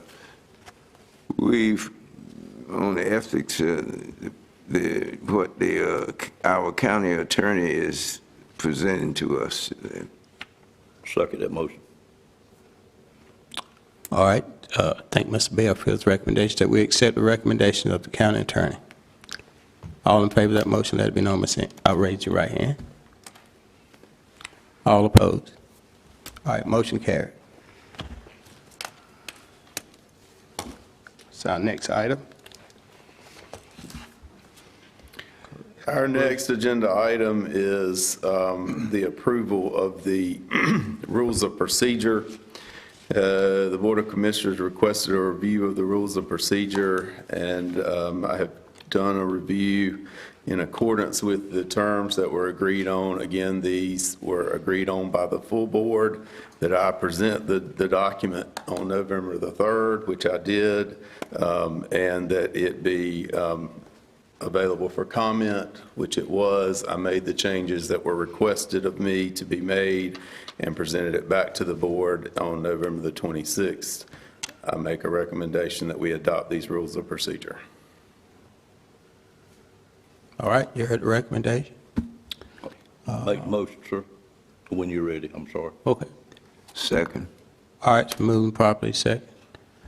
To approve the rules of procedure. Any further discussion on the motion?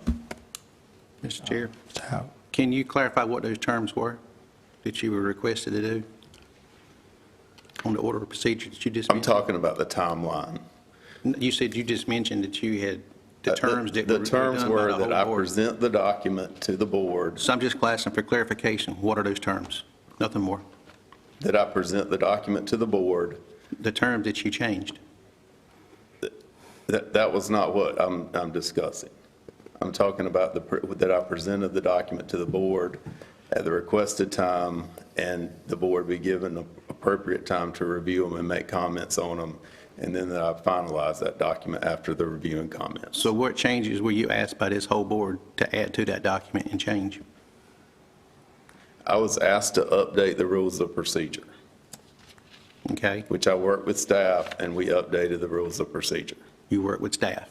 I did. Can you name who those staff members were? Mr. Boone, Mr. Fula, and Ms. Schatzer.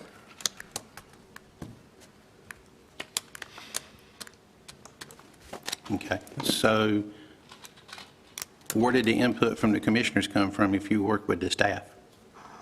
I presented the document and requested comments from the commissioners. After you and the staff made changes? That's correct. And again, that's Boone, Schatzner, and Tia. Is that what you just said? That's correct. Thank you. I just like the record to reflect that. Any further discussion on the Mr. motion? Chairman, Yes. I just want to say the attorney made the changes after conferring with the staff. He sent them out in ample time for us to review, and if any board commissioner up here had a change, it should have been submitted to the attorney. And the documents that we are going over, that was the process during the whole time, that if we had any changes, submit them to him. He was very timely in submitting what I wanted changed. And all this should have been brought up before this meeting. And so just a little disheartened that all of a sudden we have what I feel is a witch hunt. No disrespect intended. But the attorney has done his job, and I applaud you for it, sir. Thank you. Any further discussion? I think what Commissioner Howell is asking for is what he asked for on the previous agenda item, is just to have what were the changes, comparing those changes, have a listing of that. So I think that's what he's asking for. Absolutely. And I think that's reasonable. Just transparency, that's all. Any further discussion on the motion? All in favor of the motion, let it be known by saying aye. Aye. All opposed? Aye. No. No. Show of hands. All in favor of the motion, let it be known by raising your hand. All opposed? All right, motion carried. Thank you. All right, where we at? Okay. We had an addition trip. Good afternoon. Good afternoon. Just real quickly before I get to my request for a fireworks permit, just wanted to give the board a quick update on the weather. This afternoon, it still looks like a ½ inch to an inch of snow possibly in our area, starting around 3 p.m., ending sometime late this evening. So no major issues hopefully in our area. Currently, it's still well above freezing, so hopefully our area will fare very well. Now to what I came here to present, approval of a fireworks display permit. Braswell Family Farms has contracted with Class A Services and Storage and is requesting to conduct a fireworks display as part of the New Year's festivities at Nashville Junction on December 31st at 8 p.m. In accordance with North Carolina General Statute 14410, the Board of County Commissioners must give prior approval before the fire marshal issuing the permit, and my office is recommending approval for this permit. Any questions? All right, you heard the recommendation. Any question? Is there a motion? Move for approval. Second. All right, it's moved and second that we approve the recommendation. Any further question? All in favor of the motion, let it be known by saying aye. Aye. All opposed? Motion carried. Thank you, sir. All right. Let's see. I think we're on item 32, adopt meeting agenda. Good afternoon. Good afternoon. All right. You all have a schedule of meetings that's been presented for your approval, and this is what we do annually in our December meeting to set your meeting schedule for the next year, calendar year 2026. Okay, everyone has reviewed the proposed meeting schedule. Any questions? Any changes? Seeing none, is there a motion to approve the calendar? So moved. Second. Okay, it's been moving properly second. We accept. Second. All right. Been moving properly second that we accept the proposed commissioners' meeting dates for 2026. No further discussion. All in favor of the motion, let it be known by saying aye. Aye. All opposed? Motion carried.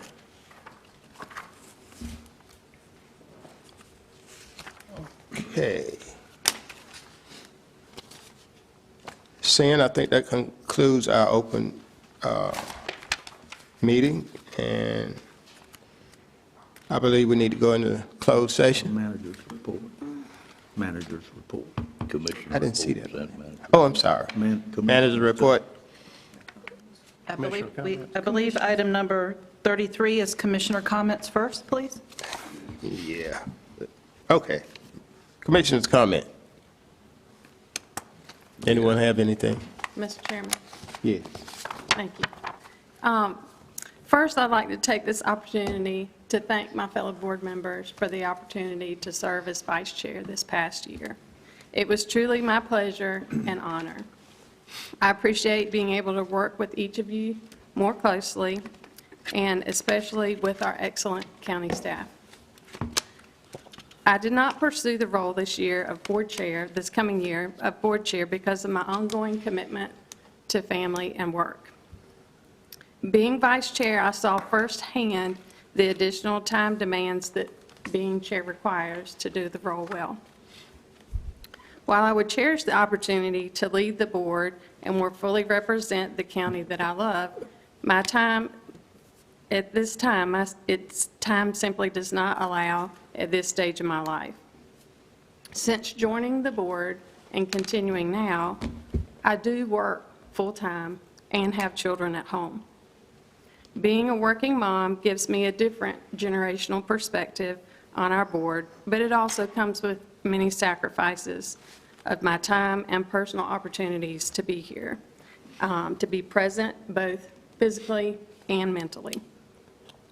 With that said, I will remain 100% committed to my role as County Commissioner and represent the needs and voices of District 4 as well as Nash County as a whole. I appreciate this moment of your time to allow me to share this with you and to provide more clarity to the board. Next, I would like to extend my appreciation to Momire Fire Rescue for their invitation to join them at their Christmas gathering this past weekend. I enjoyed the fellowship and the fine meal that the members had prepared. During the event, they presented awards to their members, which is pictured right here. They presented awards to their members for things like Fireman of the Year, Rescuer of the Year, Rookie of the Year, and Junior Fireman of the Year. Congratulations to all of them. They also recognized one of their active members with their longest years of service. That is Mr. Ronald Bass. On the picture, he's second from the right. With the Momire Fire Department, he has 55 years of service. He's one of the longest-serving volunteers in our county. And he continues to run calls and be an active part of their organization. He began his service as a founding member of the Momire Rescue Squad, which this was back in the day where you drove the ambulance home and at night to be ready to respond, and Nash Central would call on the home phone to notify of any calls. So thank you, Mr. Bass, for your service and dedication, and I appreciate all of our first responders for their selfless service. Your work does not go unnoticed and is appreciated. Thank you. All right. Any other commissioner? Mr. Chairman. Yes. I just want to let you all know that on last Friday, December 5th, I sat on the North Carolina Association of County Commissioners Zoom call, and District 7 will be meeting March the 11th in Halifax County. I believe the districts meet about once or twice a year, and it'll be at 10 o'clock in the morning, so I wanted to let you know ahead of time. Hopefully you all can adjust your schedules to attend, and more information will come out as to where in Halifax County that will be. And lastly, I do want to thank the Nash County School Board for, at their meeting on December 4th, approving $500 bonus for the classified workers. They worked hard for it. They came to meetings and spoke about it, as did I. And so I just want to thank the school board for doing that. Thank you, Mr. Chair. All right. Any other comments? I have a brief comment. I also had the opportunity to attend the fire meetings, Christmas fire meetings with the fire departments in my district, Sharpsburg and Westmount. And as with Commissioner Leggett, they went over a lot of things. They recognized a lot of people. They run so many calls per year, and this was a pretty busy year for the fire departments. And I want to extend my congratulations to Chief Baines and Chief Colley and all the members of their staff for the good work they do in Nash County. Thank you, sir. Thank you. Any other comments? Chairman. Yes, I'd just like to say that beginning my last year on the Board of Commissioners, which next November will be 28 years, and I've enjoyed working as a board, working as a commissioner on the board, and evidently the constituents in my district thought that I was doing a good job of representing them on this board, because they never put up anyone to run against me the whole 28 years. And then I asked a lot of them about that, and they said, well, we don't need to oppose you because we're satisfied with what you are doing. And whatever you've done and whatever you could for the district.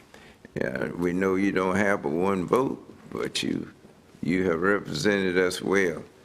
And I thank them for that, and I want to thank this board, although, because some of them are not here now, some are deceased, working with me on that.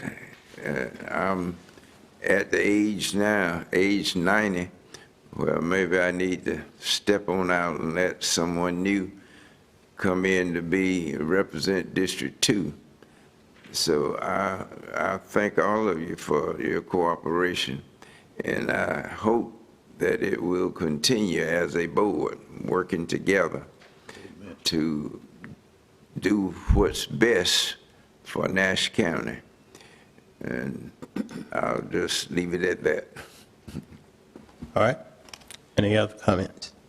Mr. Chair, since we won't be back together before Christmas here in front of the public, I'd like to wish all the citizens and employees in Nash County a happy and a Merry Christmas. And I hope they take time and spend it with their family and reflect on everything this year that's going on and where their life is, and spend time with those loved ones, because that's what's important. We do the rest of this just as a way of means to be able to spend that time with our loved ones, and that's what we should cherish the most. So just want to wish everybody a Merry Christmas. All right. Commissioner Davis? Two things on my mind this morning. One of them, of course, is the permitting report I try to give each month, and I will say that it slowed down quite a bit, as we all have probably expected it was going to do, with the uncertainty in the economy and our local and state and federal governments at this time. But during the month of November, we did have commercial permits issued in the amount of $2,315,000. Very pleased to say one of those, which is right at $2 million, was a long-awaited project, Commissioner Outlaw, in your district for the EP Mart in 97. At 97, that permit was issued, and also glad to be able to bring the person that owns that particular business on our TDA board. I think she'll be a great representative, and in addition to building that, they have also chosen to move their home office from an adjoining county to Nash County, and are currently remodeling the old CP&L building, Freeman Appliance building here in Nashville, to make that relocation.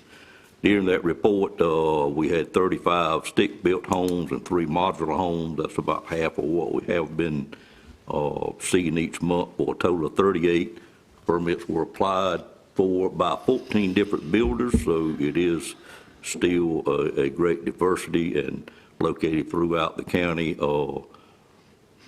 and not all concentrated in any given part. I will say that there is the highest price, which always amazed me, for a stick-built home was $1.2 million. I did ask Adam to confirm that for me, because it looked a little suspicious, but he told me this morning it was indeed a $1.2 million home going to be built in the on Highway 301 North in the Whitakers area. And the highest priced modular home this time was $269,000. So that is our permitting report for the month. The other thing that I have on my mind, and I'm not complaining or anything, but we started a project some 3 years ago. We're talking about it, and it is the warehouse that we were going to build for the EMS people. And the reason that project was started, I actually think I was the one that brought it to the limelight, is because we have so much extremely valuable equipment that we continue to buy that is sitting out in the elements in certain parts of the county, and in some cases we are able to use our volunteer fire departments. They're sharing spaces with us. But we hadn't got that project to bid yet, and I just asked that the staff and with the support of other commissioners to try to move that as quick as we can, get it to bid, and let's get these items out of the weather. I will tell you, we are in an excellent, and I mean excellent, market for putting projects to bid. This is what I do very frequently, and the bids I go to now, whereas we used to have 3, maybe 4 bidders, there are as many as 12 or 15 bidders. It's extremely competitive, and I think the county would be served well to try to get this out to bid in just as soon as possible. Thank you for my time, Mr. Chairman. All right. I want to just thank Commissioner Outlaw for his service as chair this past year, and also Commissioner Leggett for her time as vice chair. I commend you both. Now we'll have the manager's report. Thank you. Good afternoon again. Nash County offices will be closed Wednesday through Friday, December the 24th through the 26th for the observance of the Christmas holiday, and will be closed again on Thursday, January the 1st, in observance of the New Year's holiday. As we've talked about throughout this meeting, several capital projects are underway. The exterior of the original courthouse is being worked on. The roof on this building is being replaced. The senior center expansion project is underway. And we've removed the homes on the properties behind the admin parking lot adjacent to our new parking lot. And I believe that area is going to be used first for a laydown yard for our senior center expansion project, and hopefully in the future will be additional parking. And as well as work is underway for the renovations of the Med Park building. So all of those projects are underway. It's a very busy time right now. As per our budget ordinance, the manager is to report any funding moved from a contingency line item. There was a change order for the Med Park project for some electrical work, and $4,312.21 was moved from contingency into that project for some additional electrical work. I too would like to wish everyone a safe and happy holiday season. And at this time, I'll turn it over to the Deputy County Manager, Jonathan Boone, to give an update on the Southern Wastewater Treatment Plant Committee. Thank you, ma'am. Quick update. The engineering firm working with us on that project, the Wooten Company, continues to coordinate with the North Carolina Department of Environmental Quality. You may recall me using the term speculative limits a number of times. And again, that's just a technical term that refers to the permit that's required to discharge water to, in this case, the Tar River, in the event the county were to build a regional wastewater treatment plant. And we had a Teams call with representatives from the Department of Environmental Quality back on November 20th. And the reason for that call is they had initially issued a preliminary findings related to the speculative limits when the county completed the merger, regionalization, and feasibility study. And they had amended the terms of the what anticipated would be a permit for a future plant. We're trying to get some clarification around that. The changes were not beneficial to the county and to our project partners. And we're continuing to explore that with the state. As recently as this past Friday, we received an updated email from our contacts at, again, the Department of Environmental Quality about options that we have moving forward. So we'll continue to explore that. As we get more clarity, we'll be reporting that back to the steering committee and deciding on our next step. So right now, we're just dealing with some regulatory issues, trying to get some more clarity from the Department of Environmental Quality about what our options are moving forward. And again, we'll be following back up with the committee once we have more information to share with them. Any questions? Okay. All Happy right. holidays. All right. Hearing none, that concludes all our reports. Okay, now the board will have a closed session, and our closed session will discuss economic development matters of attorney-client privilege and personnel matters. Attorney, do you expect us to take any action after our closed session? I do not. Okay. Okay, you have heard the recommendation for closed session. Is there a motion to go into closed So session? moved, Mr. Chairman. Second. Second. Second. All right, moved and properly second that we convene in the closed session. All right.